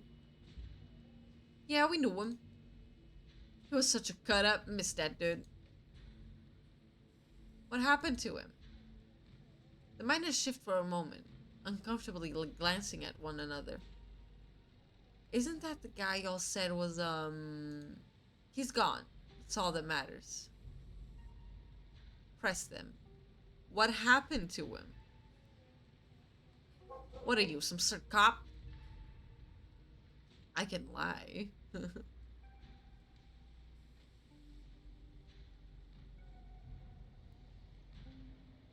Wait, what? Keep it on the down low, but I'm working for a competitor, a unionized competitor. We're thinking of buying Miss Scarlet out of the mine. Oh fuck! I'm gonna save. I wanted to say this. No, you're not. That townie told everyone who you were when you were staring at us like deers in headlights yesterday. You know you're the boss's cousin. Dang, sorry, Tronum. Come on, let's get out of here. Oh my god, no. I'm gonna reload. Oh, no, fuck, I saved it. I didn't load it. Well, fuck. I saved it for nothing. Also, Lisek told me you couldn't override the things. Yeah, I guess you can. If you go to the autosave section. Oh, auto. Okay, I see. I'll load this one. You can override but not delete. Okay. True. Just tell me what happened. Fuck off. Okay, fucking go. Okay, goddamn. Autosave saves your, like, last 6 decisions. Okay, interesting. Hey, Zax, come on, man. No, I've been here decades longer than you, and I know bait when I see it. Let's get out of here. Our shit's about to start anyways. Sorry. The miners pack up their things and leave. Approach another group of mines. You head over to the next group of miners. What's up? You stop in the tracks, a shiver running up your spine as an unfortunately familiar voice calls up to you. Oh my fucking god. You shouldn't be up here. It's dangerous. Why are you following me?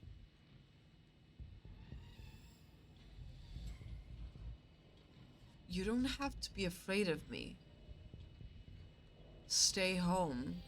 Wait for the week to end. Don't keep putting yourself in the path of danger. This is all I ask. Before you can say another word, the figure is gone. I got the shivers. Man, whenever Wayne shows up, I cannot handle it. Hey, Trono, we're still there. We've just been getting static from you. Oh, don't mind me. Our new friend just stopped by to say hello. Oh, I thought I saw you talking to someone down there. Are you okay? He told me to stay at this state for the rest of the week. I wonder why. That'd be safe. What the hell is that supposed to mean? He must have been threatening you, right?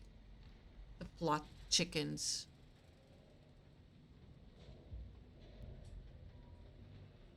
Oh my god. I need to talk to Tabitha about this.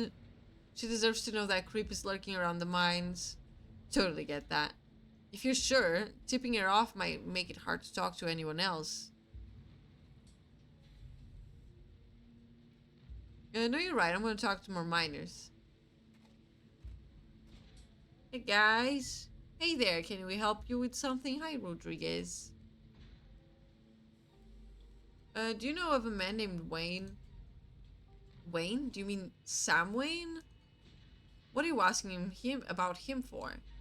Wait, have you seen him? No. Damn, I thought... He's dead, Isaacs. Get over it. No, come on, man. There's no way. How could he just die?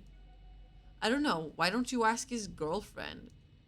Yikes, you think... No. No way. Just saying he wasn't exactly the first fella to fall for, charms.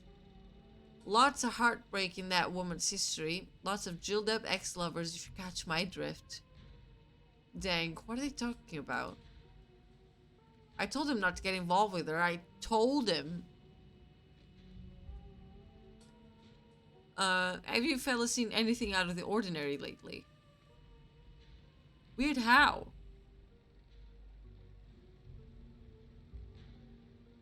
Weird animal sightings? Strange question. We don't exactly get out much. What does this have to do with Wayne? Odd noises in the woods? Nothing but screech owls.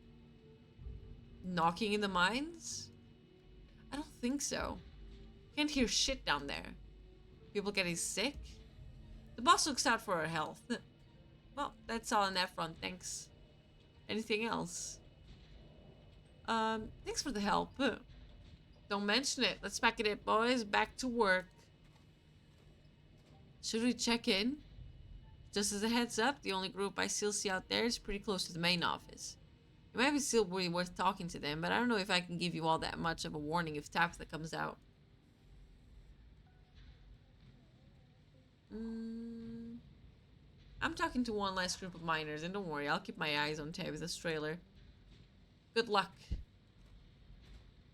What's up? Going around asking questions, huh? Stella wasn't kidding when she said these miners were dangerously close to Tabitha's office. You taking her surroundings, making note of any shadows you can melt into at first sign of trouble. You don't look like you're from the inspector's office. What can you tell me about Sam Wayne? Oh, he got himself into trouble, didn't he? Why, you seen him around? What's that young buck up to?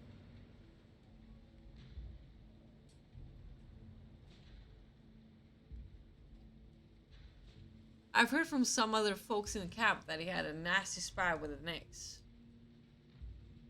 And disappeared not long after. Huh? You mean the boss?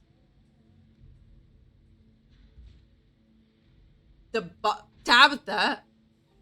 And Wayne? Isn't he dead? As far as I know, that never ended. Stella audibly gasps. Yeah, I figured he just ran off to live in that big mansion with his belle.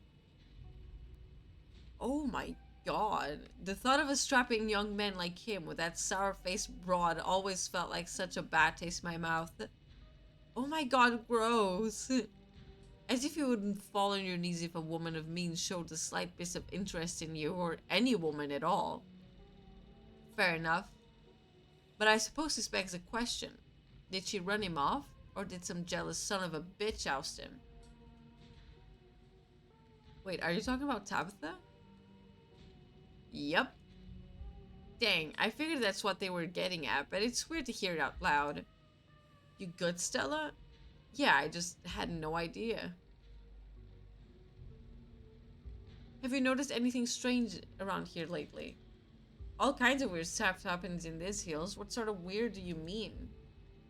Weird animal sightings? I saw a raccoon with a big old tumor last week. Spooked me something awful. Not a raccoon. That's nature for you, not always pretty. I'm not gonna say anything. Leave it at that.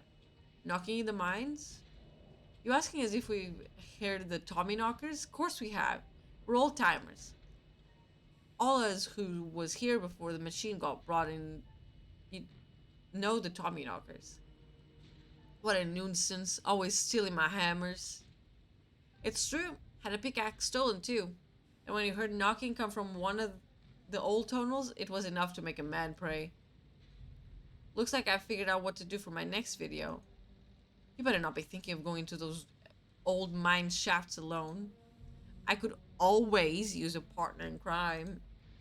I'm going to wind up and going down there with you, aren't I? Noises from the woods? All the time. Howling, screaming, all sorts of fiendish caterwauling. Probably just screech owls and bobcats, you old coot.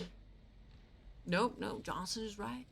Might be, but I heard something the other night that sent the fear of God shivering down my spine, I tell you.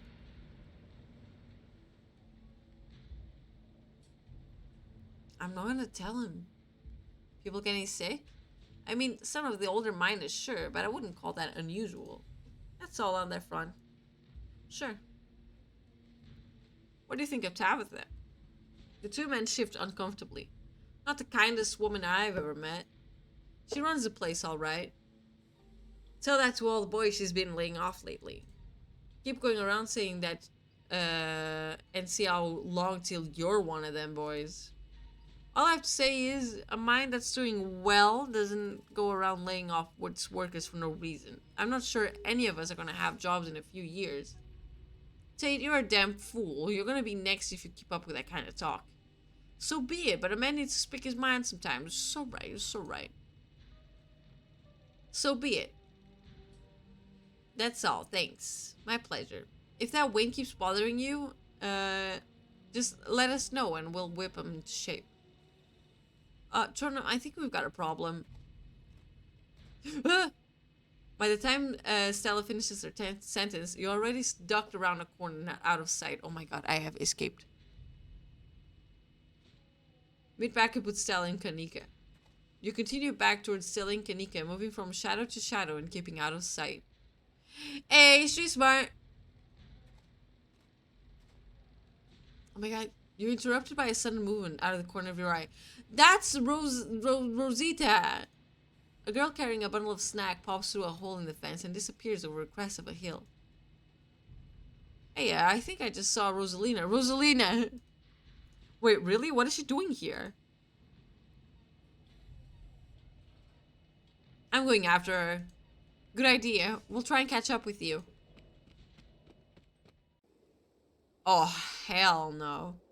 You rush over the hill and get your bearings, the sound of active mining fading into the distance. Rosalina is nowhere to be found, but dusty footprints point toward a nearby mine.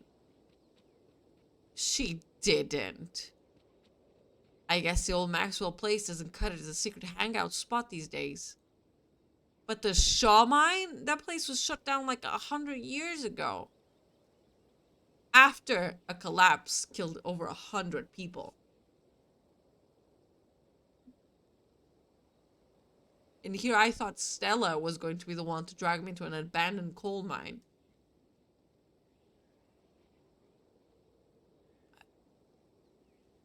They're there. I hear them. My headphones.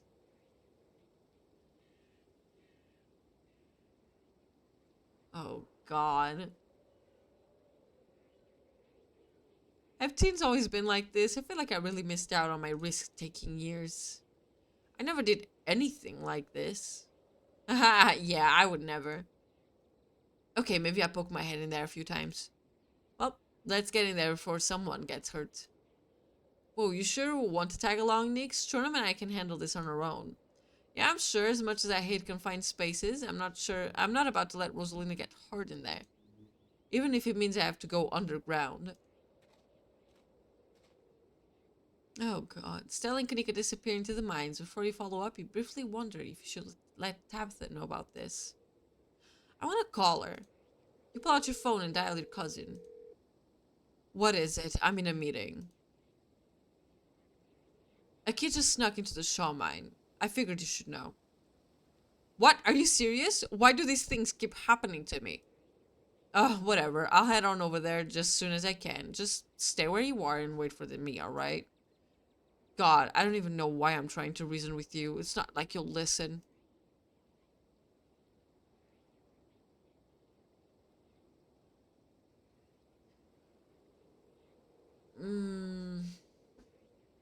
I don't want to go in there, but Kanika and Stella are already in.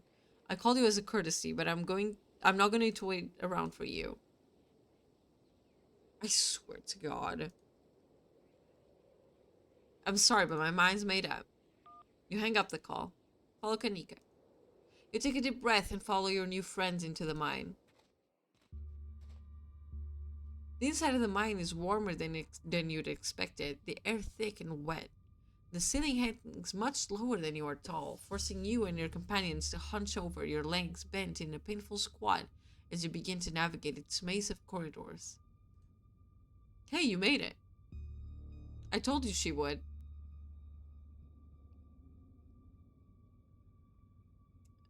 I'm gonna lie. No, I'm not gonna lie. I'm gonna remain silent. You say nothing. Well, what matters is the gang's all here. We'll find Rosalina in no time.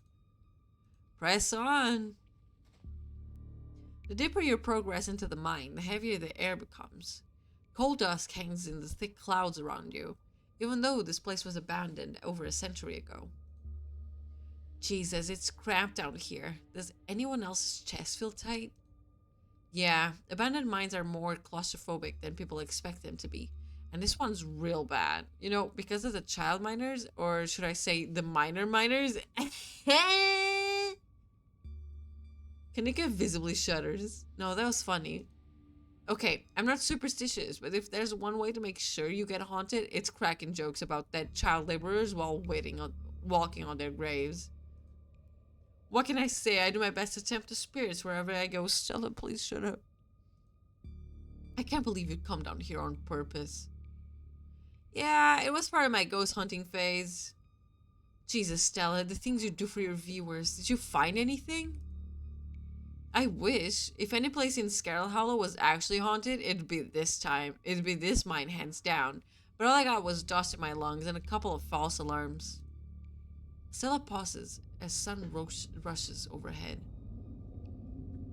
Is there a train? Stella, please stop antagonizing the spirits. Please stop. Listen. I barely know her. Please, spirits and entities, you gotta keep me alive. Oh my god, what was that? The mine's going to collapse and we're all going to die here, aren't we? Stella sighs longingly. That's just how wind sounds down here. You sound so disappointed. It just brings back memories of my last foray into these depths. Every time I thought I'd finally found a spooky ghost there, wound up being a very unghostly explanation. Like local wildlife, for instance. Oh, there's bats! Stella turns her flashlight up towards an alcove overhead. Those guys got me real good last time. I was here alone. Oh my god, there are bats down here? I'm going to get rabies, aren't I? I'm going to get rabies and die in a mine collapse. Kanika is me.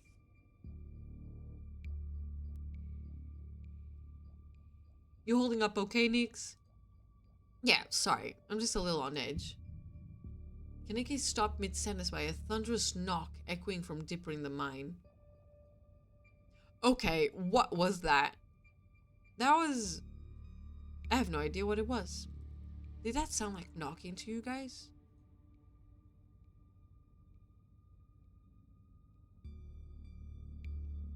We should hurry and find Rosalina. Yeah, agreed. The sooner we get out of this death trap, the better.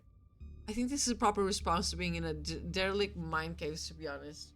Which part?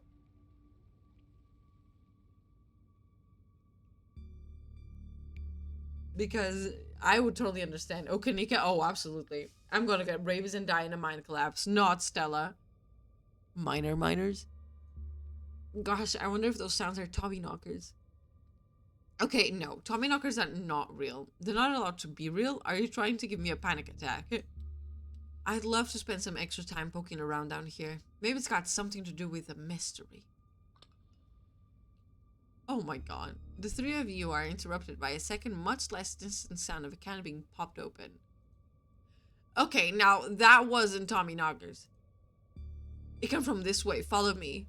How is she so unafraid? You and Kanika follow Stella further into the mine. Oh, there's the kids. Oh, Miles is here too. That kid listens to Gerard Way. My Chemical Romance. For sure. You breathe a sigh of relief as the tight passageways give way to a small cavern. A group of teens turns and stares at you with annoyance. What the hell are you all doing in here? What the hell are you doing here, you creeps? Are you stalking us? Yeah, creeps. I just said that, Alexis. If I wanted an echo, I'd tell it to the Grand Canyon. What are you, 5?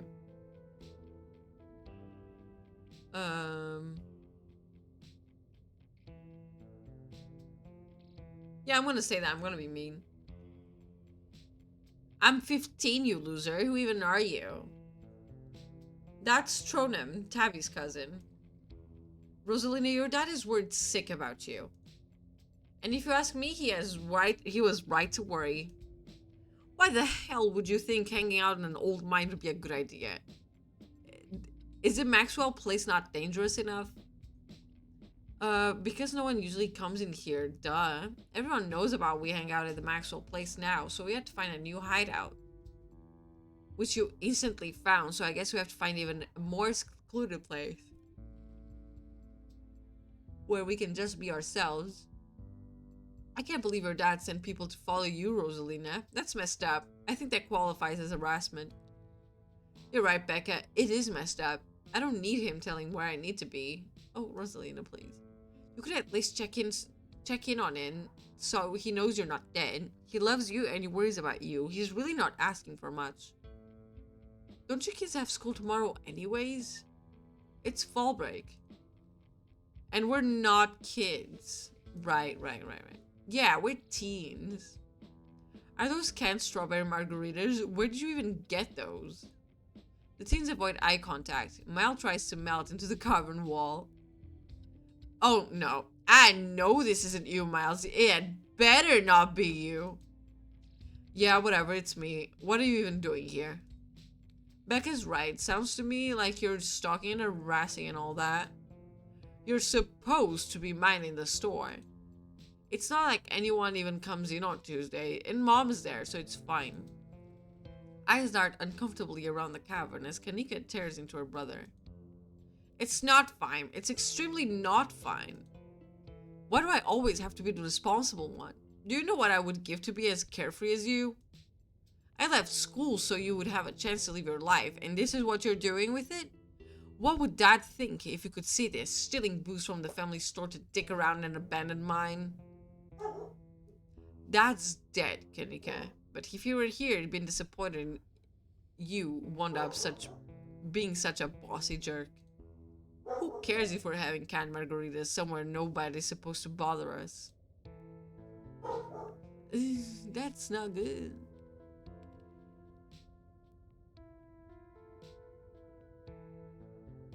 I'd love to help you all this sort of thing, but can we maybe not do it in an abandoned coal mine?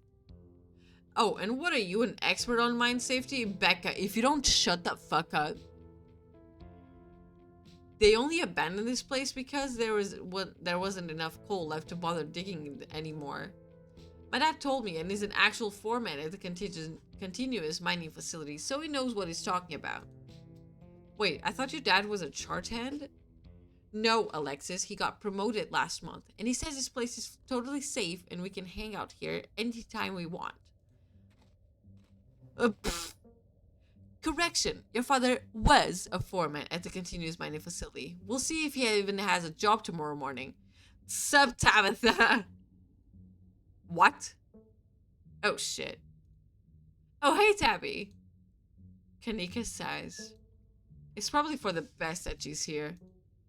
Do none of you understand what a boarded up mine entrance is supposed to mean? It means it's closed, condemned, not fit for human use. Aw, come on, this place is way sturdy. Check it out. Oh my god, my heart jumped. Tabitha, some scare? No, that Binny boy, that big chungus is, I swear to god, is that big? Fucking Bugs Bunny is lighting up a fucking joint. Let me just close the window in my room. Hold on.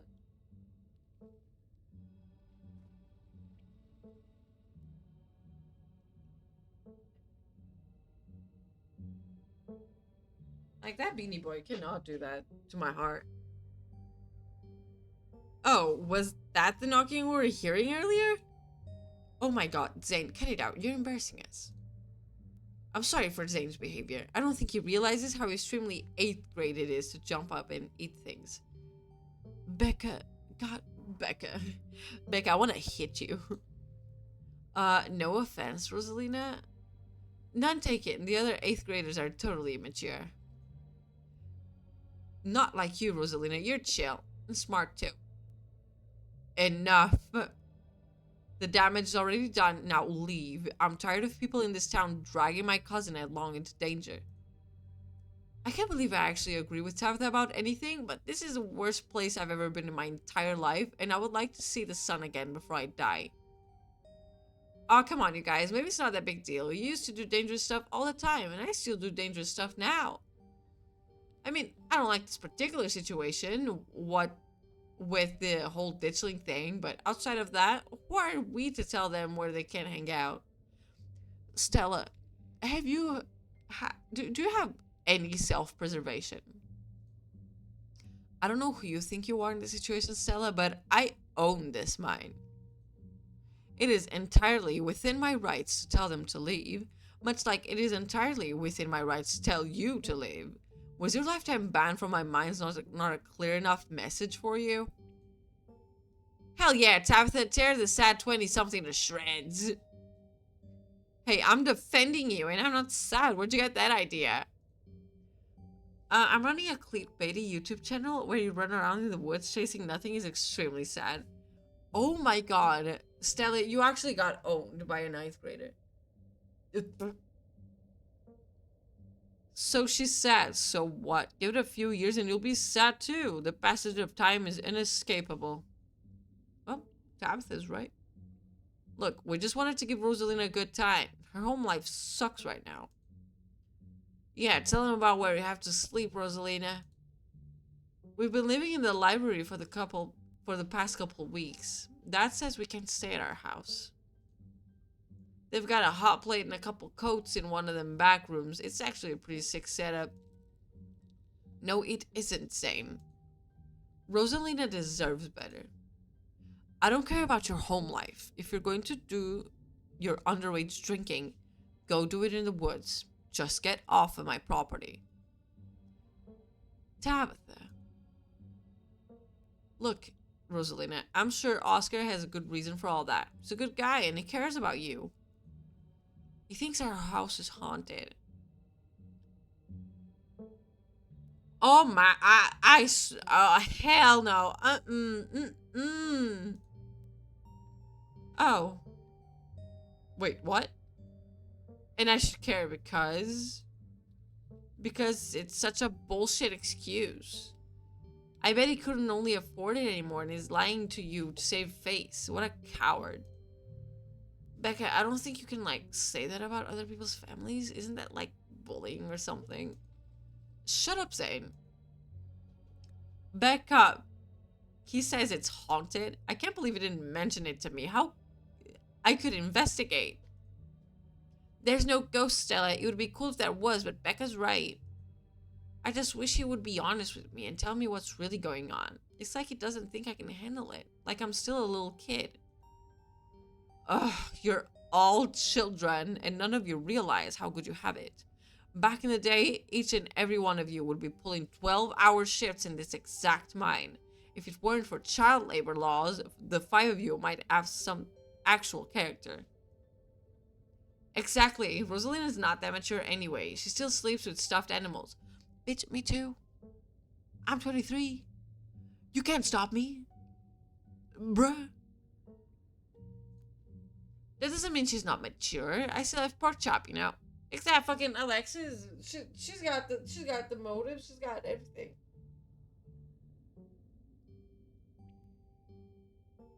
I rest my case. Wait, what did you say about child labor?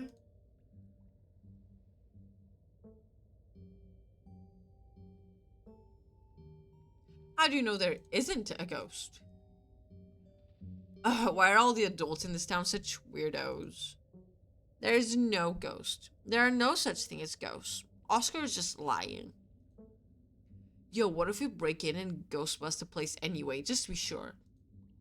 Oh my god, Zane, you can't ghostbust if there's no ghost. Also, Rosalina lives there. She can't break into her own house.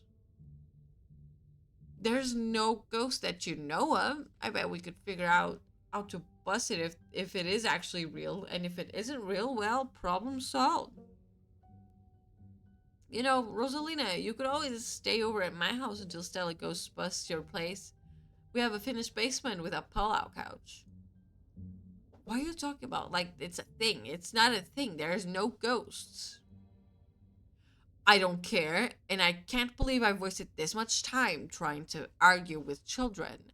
I'm washing my hands out of this calling the cops. Feel free to leave before they show up. You hear that, Miles? We're leaving. I suggest the rest of you kids leave this empty mine before someone gets black lung or gets crushed by rocks or meets any of your many terrible fates people tend to meet in abandoned mines. Oh, God. Kaneki is interrupted by a pair of thunderous knocks. That wasn't me, I swear. Then what was it? Come on, Stella. Didn't you have a whole list of perfectly natural explanations for scary mine noises? It's Tommyknockers for sure. I know this isn't why we came down here, but we gotta check it out. Stella! I know.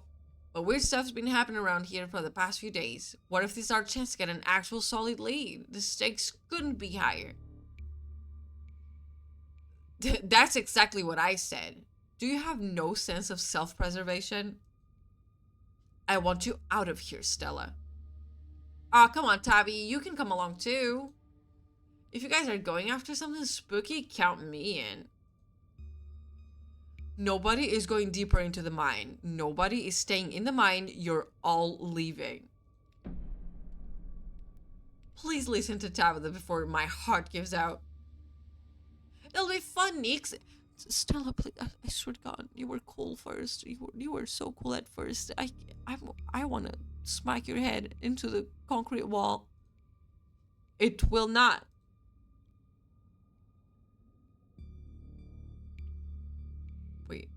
Wait a second. Where did 3 of you run off to? Are you kidding me? Unbelievable. Wow, Kanika, maybe if you weren't still scared of the dark or whatever, you would have noticed them sneak off. I noticed them sneak off, and like, I've been zoning out the whole time we've been here. Miles, shut the fuck up. Oh, they must have squeezed through the child-sized tunnel. Dang, I've always wondered where that goes. I've never been able to get this hips through there. Stella, stop sneaking into my mind. Please, I am literally begging you. If only all the tunnels down here were wide enough for adults, we could already be done with this little mess, but no. They just have to be remnants from a bygone era. Didn't you just talk about how child labor was the good old days a minute ago? I was trying to get you to leave my mind. Stella's like one of those frogs that lures you in with bright colors and looks very petable, and then they're actually poisonous and you have a very bad day. Very true. She was so chill at first. Also, that pug... I don't know how she's breeding in there. Gretchen is a champion. Oh my God, Jesus Christ.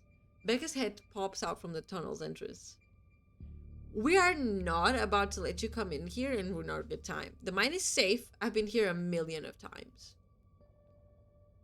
Yeah, if Becca says we're safe, then we're totally safe. Whatever. Come on, you two. I know a cool spot this way.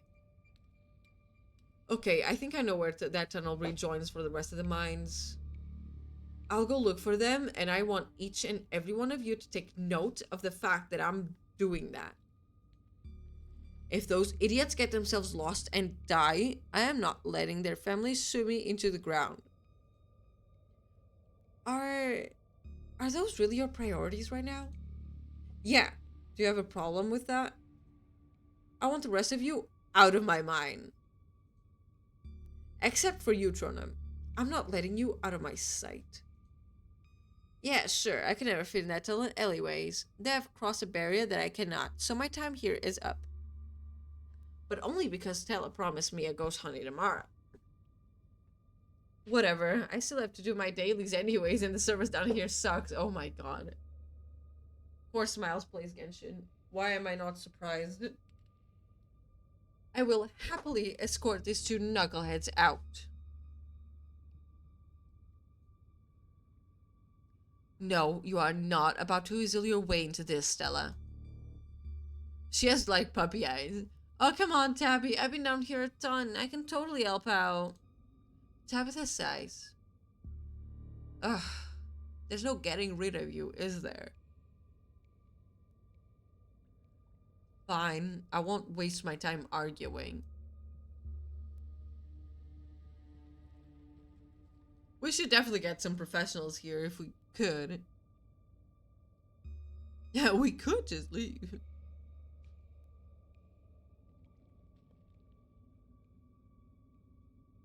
Well, book smart. I've read a lot of stories about cave rescuers needing their own rescues.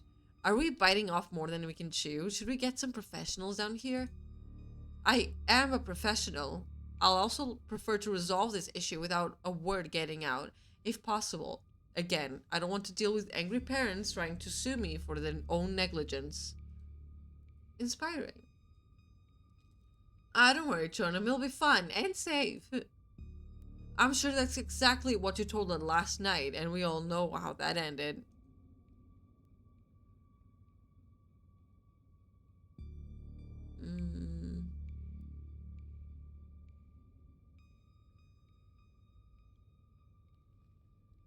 I'm gonna stay silent. Let's not linger any longer than we have to, shall we? You want me to take Gretchen with me? I don't know if it'll be easier to cover more ground without her. Yeah, that's probably for the best. I don't want a repeat of last night. And who knows if we'll have to do any climbing. I'll see you on the other side, hopefully soon. For sure, we won't be long. Cool, can't wait to bust some ghosts tomorrow. Okay, it's just the three of us. Kanika, Miles, and Zane head towards the entrance of the mines, leaving you, Tabitha, and Stella to find the remaining teams. Lisek, just a question if you're still here. How long until the end of this chapter? If you remember. Just to know, very soon? Okay. Because the girl's getting tired. I'll finish it then. Alright, no darling. We should be able to catch up with him if we go this way. If I remember. Yeah, who am I talking to? My bad. But yeah, like probably 10-15 minutes max. Okay, yeah, fine. Yeah. It's gonna be like 2 hours and 30 of stream. But yeah. Okay. We good. You and Stella exchange a glance at Tabitha ventures forward. Well, venture deeper, I guess. Oh my god, this is so creepy. As the three of you move deeper into the mine, you hear echoes of conversation bounce across the walls. But Becca, why are we doing this again? I thought you thought of Tabitha was like really cool. Why are you trying to get her all mad? We're doing this because Tabitha is really cool. She doesn't let anyone boss around. So we can't just let her boss us around. Oh, you hear that, Tabby? Someone thinks you're cool. I can't believe she used it to hang out with a nobody like Stella. You hear that? She's so content with herself. Hey. I don't know. I think Stella is kind of cool. Her videos are really neat. Oh, come on. She doesn't even have a sponsor. What kind of a YouTuber doesn't have a sponsor? Becca is so detached of everything. I mean, not yet, but I'm in the talks with Meat Rice, and I can make plenty of ads and donations.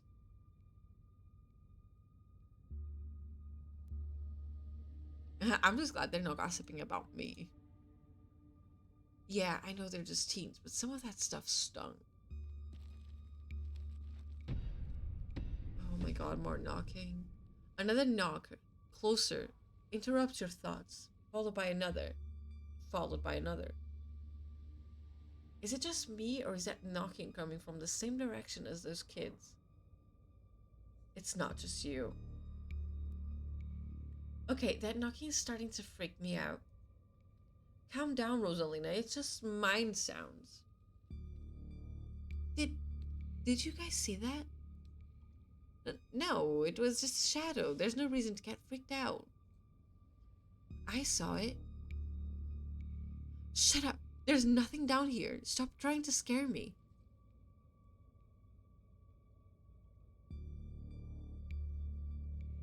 What did they see? Tommyknockers. It's not Tommyknockers. They're probably just jumping at their own shadows. You said it yourself, Stella. As soon as they got out of your sight, their bravado would vanish into a puff of smoke.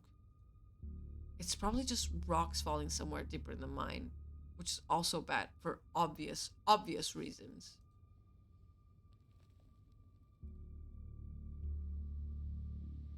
We're getting closer. Let's keep moving. As you progress deeper into the mine, the knocking grows more frequent. It's still distant, but it's much louder than before. There's a ladder. The tunnel ends abruptly and in front of you. A century-old ladder is the only way forward. In the darkness beyond, you can still hear the echoes of terrified teens, their panicked arguing bouncing down the pitch-black corridors. And here we are. The tunnel they crawl through passes through the chamber below. It shouldn't be hard to find them once we get down there. I've never been this far in. Congratulations, Stella. You got what you wanted. Tabitha crawls up the ladder and disappears over its edge. Alright, let's do this. Stella hoists herself over the edge and begins to climb down. Well, let's go. You walk to the ladder and climb down.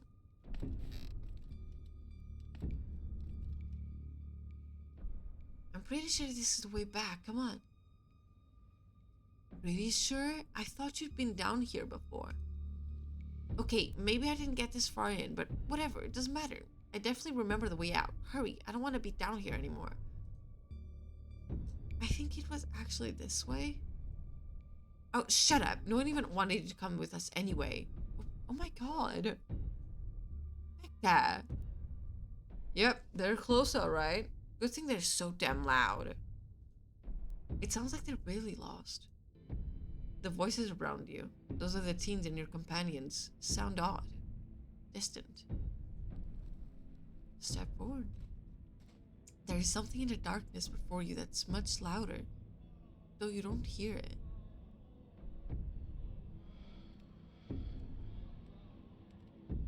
Is it the ghosts of the mine nurse?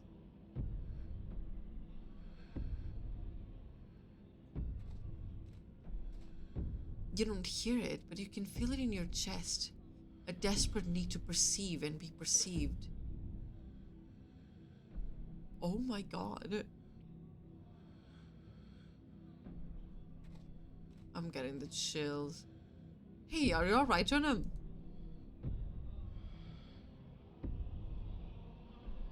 What do you think you're doing? Get away from there.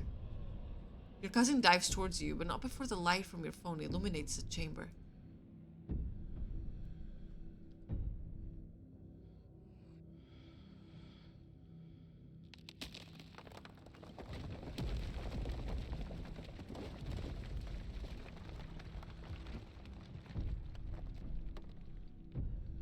Jonah, are you alright? Oh, thank God you're alive. It looked like you had a seizure or something, and then you and Tabby just conked out. I'm fine. You can barely open your eyes. You're not fine. Neither of you move a muscle. I don't want you straining yourselves while you're still recovering from whatever that was. I'm going to get you both some help. I'll be back soon, I promise. Oh my God. You fade back out of consciousness as your companion clambers out of the pit intent to your rescue. Oh yeah. They are ghosts. Ghosts of the miners. This is what we hear. You raise upon your elbows, head still swimming from the visions. Your surroundings coming back into focus. Your head throbs as the knocking continues, now magnitudes more intense than ever. Through it, you once again hear the panicked voices of bickering teenagers echoing down the stone corridors. Becca, you're just getting us more lost. It's this way. If you're so sure, why don't you just leave? I can't believe I let Alexis talk me into inviting you in the first place. Becca, I'm just trying to help. I said go. Okay, I will. Alexis, you don't have to go with her, you know that, right? Pick a side, Alexis. I'm sure Becca knows where we're going, but she wouldn't just lie. Sorry, Rosalina. The increasingly desperate voices of the teens are drowned out by the thunderous knocking. You can practically feel the ground shake beneath you. You can almost see the walls vibrate with the intensity of the hellish sound. God, that knocking's not helping with my headache. What the hell just happened? That knocking's getting closer. We're leaving. Oh my god, you scared the shit out of me. I thought it was gonna be a ghost. Rosalina appears in the passageway to your left. She's out of breath and it looks like she's been crying. I'm so sorry I snuck off like that. I just wanted Alexis to think I was cool. Oh my god. The entire cavern shakes with the sound of a rock fall. I don't know what the hell is up with the knocking, but that is the sound of a mine collapse. Quick, up the ladder, both of you. Wait, what? Beck and Alexis are still down here. You can just leave them here. I know which way they were going. They'll listen to you this time, I promise. Do you have a death wish, little girl? This isn't a movie. The best thing we can do to help those girls right now is to not be buried alive ourselves. Oh, we're leaving. We're out of here. You reach towards Rosalina. The mine is coming apart. We can't go after them. There's nothing we can do about this. People who know what they're doing can go back for them after we're all safe. What if they don't make it? What if this is the only chance we have to help them? They already crossed that bridge. You can cross it too if you want. I don't care. Rosalina hesitates for a moment. Alexis, Becca, the way out is this way. If you just follow my voice, you'll be able to make it out. Okay, let's go. She grabs your hand and the two of you start climbing. This way, come on. Your cousin moves with the kind of swiftness you'd expect from someone who spent her entire working life in around coal mines. Becca, Alexis, can you still hear me? The knocking drowns out Rosalina's desperate shouts as the three of you crawl closer and closer to the entrance. I'm so sorry I left you guys. It's deafening now, as if someone were trying to break through the walls with fists of iron. Continue. You continue to push forward, your burning muscles giving way to pure adrenaline. Oh my god. Then comes the sound of splintering wood. You pick up the pace. The entrance is so close. I'm so sorry. And there it is. Freedom. The three of you manage to squeeze through the entrance just as the walls of the mine come crashing down. Alexis! Do you think the other two... Maybe they'll get out? It's possible, right? Maybe there's another entrance or something? Or maybe they're still alive in there? Oh god. I'm so sorry. Rosalina, are you okay? Your dad's on his way. You should be here any minute. I'm so sorry. I'm going back to camp. I'll be back with some men. And they can start digging. I'll call Earl. Aww. It takes a bit of time, but eventually Tabitha arrives with men and a machine to start digging through the rubble.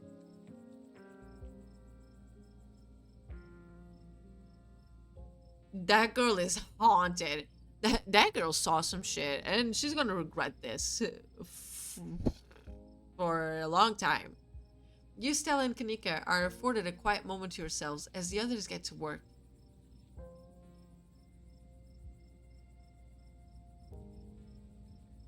Ditchlings. You think it's over? Maybe the ditchlings were here for those kids. That's grim. Maybe you're right, but I feel like what happened in the mine raised more questions than it answered. We still don't know anything about Wayne, or about what actually you saw down there. Stella filled me in and outside. This is all still too magic for me. Just because two bad things have happened doesn't mean there's a pattern. Right? My vision. There was a stone carving on the wall of that pit. It gave me some sort of vision. I saw what happened to this place.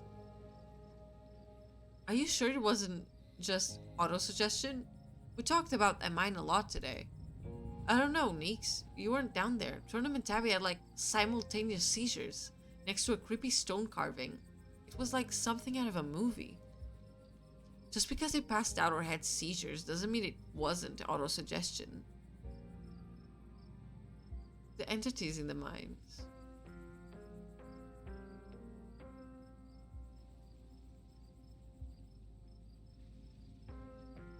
Yeah, I saw the shadows of dead miners. They were right behind you just before you left. Did you not see them?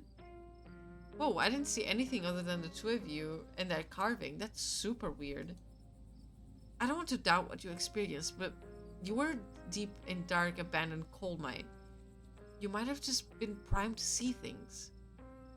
You know, now that I think about it, that totally fits a profile for some of the Tommyknocker stories. What if they're actually bona fide ghosts? Oh, Stella. Everything that happened down there centered around the main chamber where I saw that carving. Stella showed me a photo. Weird stuff. How the fuck did you get a photo? Maybe you weren't entirely off base of the cold stuff you mentioned today. Maybe this thing felt old. Well, what happens now? Hey guys, I don't think she's quite ready to talk just yet. What happened down there?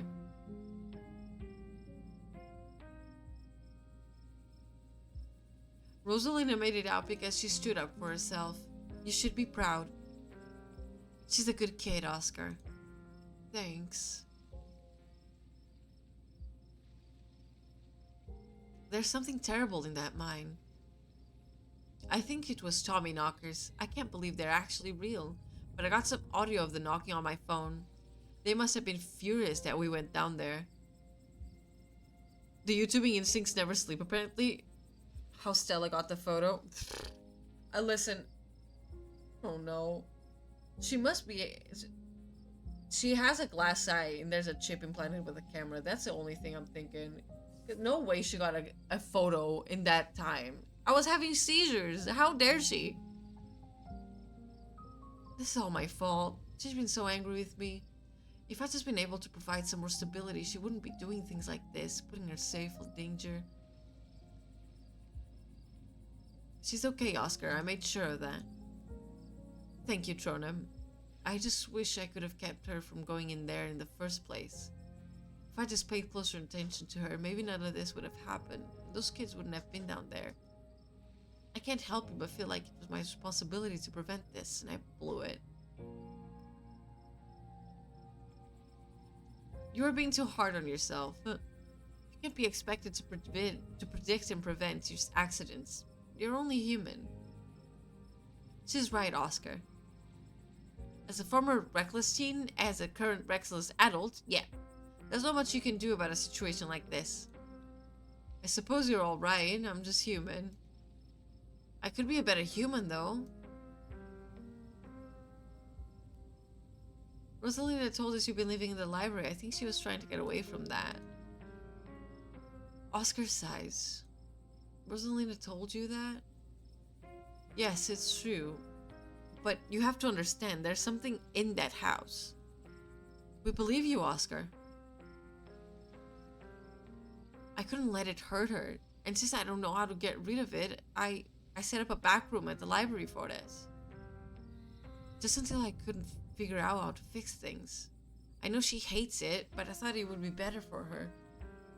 Instead, it just drove her away. staying with friends, not checking in. And now this. It's all because of that house. And because of me. Because I haven't been able to fix this.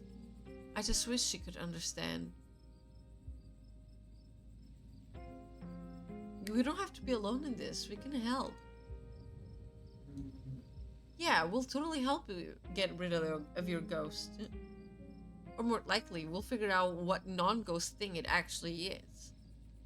Either way, we're here for you. Thanks, you guys. That really means a lot. I shouldn't have kept this to myself, but I was so afraid of seeming ridiculous.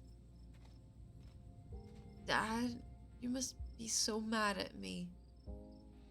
Oh, Rosa, no. Of course I'm not mad at you. Do you think that maybe they got out? Maybe there's another exit somewhere? Rosalina. I should have pushed back harder. I knew the way out. I should have made them come with me. I just don't want them to be Dad. I'm so sorry, Dad. I don't want them to be dead. My pronunciation didn't quite get that. You don't have to be sorry. You're alive and you're safe. We couldn't have gone back for them, right? We wouldn't have made it out if we went back.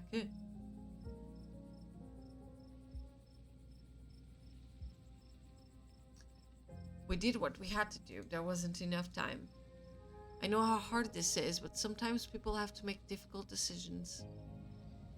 It's just not fair. Why me and not them? I know how difficult this is, and you can be upset for as long as you need to be, Rosa. I think the best thing you can do for your friends right now, until we get them out of there, is to enjoy the life you have. I know I haven't made that easy for you. I know you've been frustrated with the choices I've made. But I'm gonna do what it takes to move us back into our house. We're gonna have a good life again, Rosa. I'm sorry I didn't do this sooner. I'm sorry this is what it took. Dad. We're on the case. We'll be okay, I promise. I'm going to take her home. I guess we'll see the three of you tomorrow. And thank you. Tronum, you have no idea how much I appreciate what you did for Rosalina. And Oscar and Rosalina leave. Your cousin exhaustedly saunters over to you. Alright, Tronum. My men are set up to start digging. Let's go home and get some rest. Now hold on a minute, Miss Scarlet. Why don't we have a quick word with your cousin, Miss, in private? Okay, fine. Just make it quick, and don't you dare try and pull anything on her. She did nothing wrong here. Ladies, I'm afraid that means you two. Don't you need to talk to us? We witnessed this too. Oh, sure, but it can wait. I know where to find y'all. I'm Sheriff Hugby, and this is Deputy Derrickson, but you can call me Earl. Pleased to make your acquaintance. Welcome to Scarlet Hollow. Hope this little accident hasn't colored your perception of the place. Lovely place to live, if you ask me.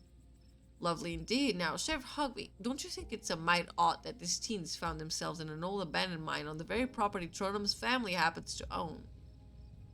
And don't you think it's even a mite bit odder that Tronum happened to be in there with them at the time of said collapse? I'd be lying if I said it weren't peculiar, though I'm sure you're an upright citizen, Tronum, and all of this surely is an unfortunate coincidence.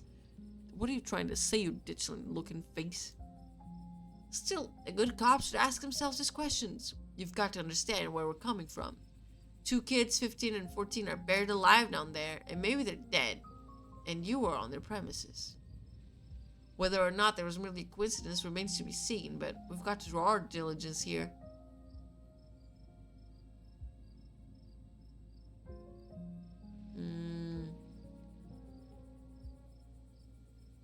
Why are you asking me this? It was a mine collapse. What could I have possibly done to the police they would care about? Just trying to gather all the facts. Our duty as officers, as the law, you see, just being thorough. But I see there's not much more to be discussed as of yet. We'll let you go on about your evening, but We may be in touch. Have a good one. Deputy Derrickson tips his hat to you. The two officers wander back toward the mine, Derrickson taking notes as they examine the scene. You make your way towards Stella and Kanika. I just can't believe 2 nights in a row. Is it my fault, Neeks? Stella, no. This is just an awful coincidence. It is not your fault. Oh, hey, guess cops are done with you? What are they gonna take you in for being present at an accident?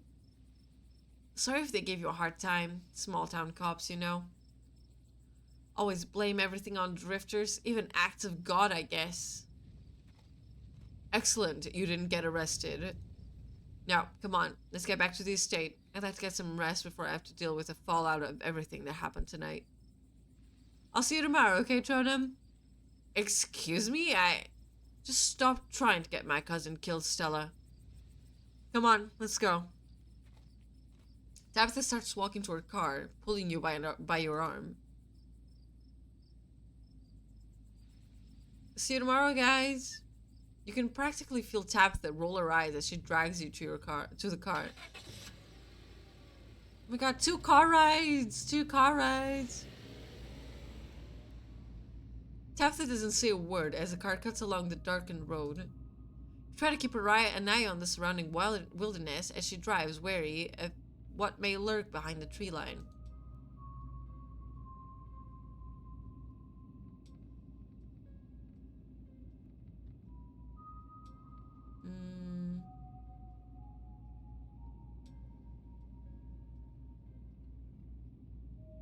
You and Kanika really don't seem to get along. She pushes my buttons. Is there some kind of history there, or... Nope. Now quit talking, I need to focus on the road. You were dating Sam Wayne, what happened to him? I don't know what you've been told, but I'm really not in the mood to talk about whatever rumors people have been spreading about me. Not after tonight.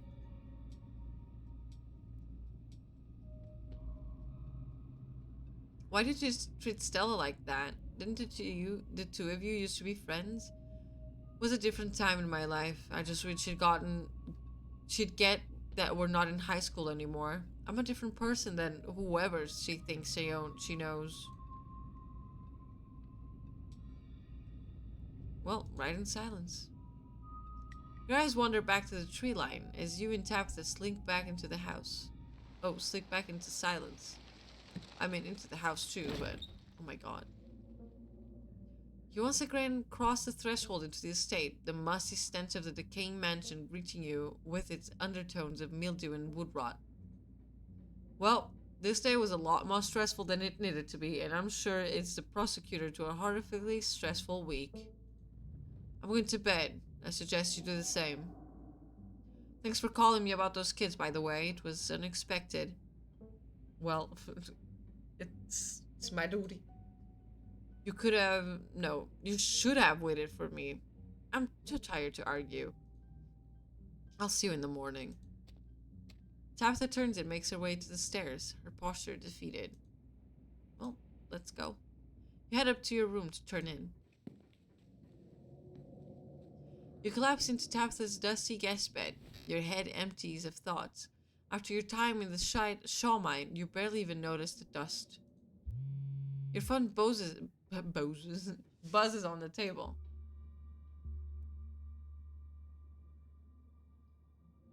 Y'all, these are those things, right? Oh my god. Oh my god. Kanika sends a picture of a pair of ditchlings by the side of the road. I saw them again, too. Ew! What path are you taking home? I got the shivers again. Another picture, this time of them staring from a tree. What the fuck? These things are definitely not headless monkeys or raccoons or whatever. I don't know what the hell they are. I guess there's more to them than being here in than the mine collapse. No way I'm sleeping tonight. You think about looking in the guest room window, but at this point you're too exhausted to leave your bed. I think that would be a mistake right about now. The adrenaline from this evening is finally wearing off, replaced by a creeping exhaustion that threatens to overwhelm you. Your limbs feel heavy, eyelids slipping down over your eyes, even as you stare down at the ominous pictures on your phone. If it weren't for the pit of dread balling in your stomach, you would almost feel comfortable as you settled in between the covers, your tired bones sinking into the decrepit mattress. When you close your eyes, your thoughts drift to Alexis and Becca, terrified and alone, if not already dead.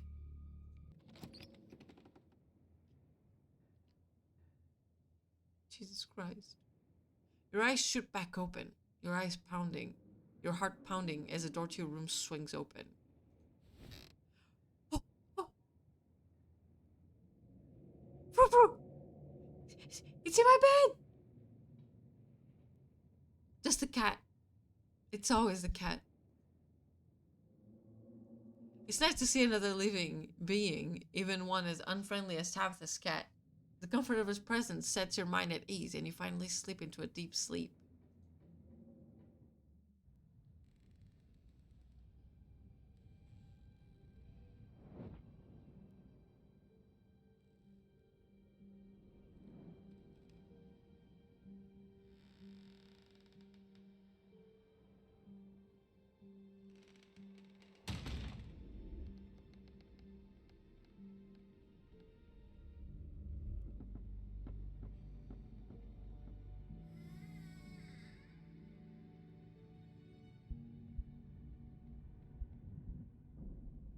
Oh no.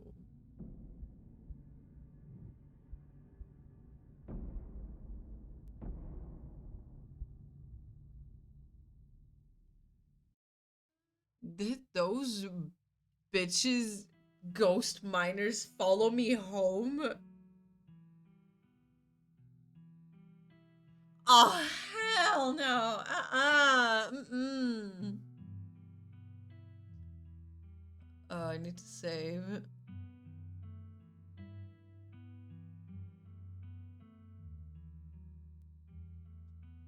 I mean, your family does own the coal mine they died in. My family, not me. Thank you.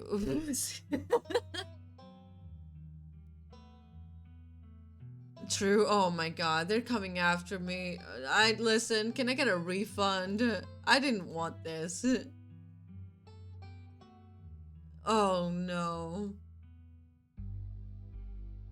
Mm-mm. What a chapter. Definitely more like eerie than the first one. The first one was shocking. The first one was shocking. This one was creepy.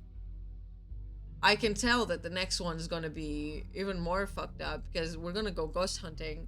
We're gonna meet Reese, and now we have ghost miners in our house. Isn't that lovely? But I must tell you, I am quite tired. So I will end it here for today, as we ended chapter 2, of course. And let's find someone for us to raid, shall we? Let's see. What is Dragon Age? Oh god, I'm so tired. Yeah, sorry, my estimate time was off. I forgot how many conversations there was at the end. Oh, it's okay. And I also take my time reading it. So, like, I'm not rushing through anything. And that really matters to me a lot. So, really, don't worry about it. Let me see if someone's playing Scarlet Hollow.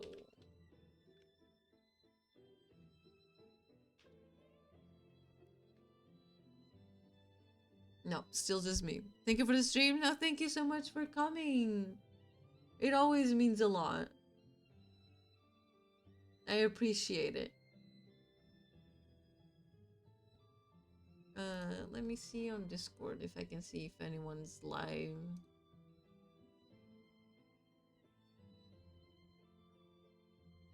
Hmm.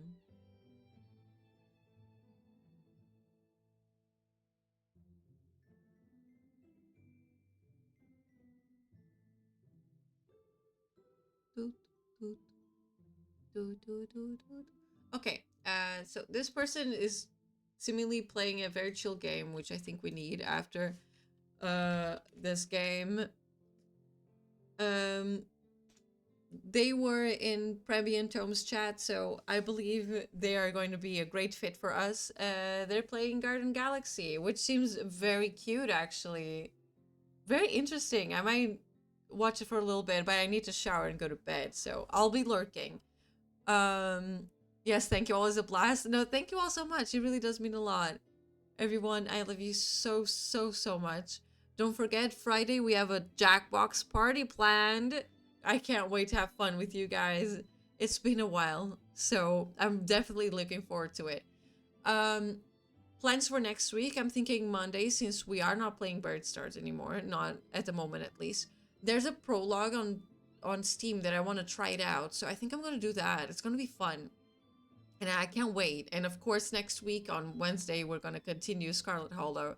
So yeah, keep a lookout on the Discord. I'm always active on Twitter. You already know the drill. So yeah, I'll see you guys Friday for a fun night. But for now, sleep well, enjoy the rest of your evening, and I love you so, so much. Mwah!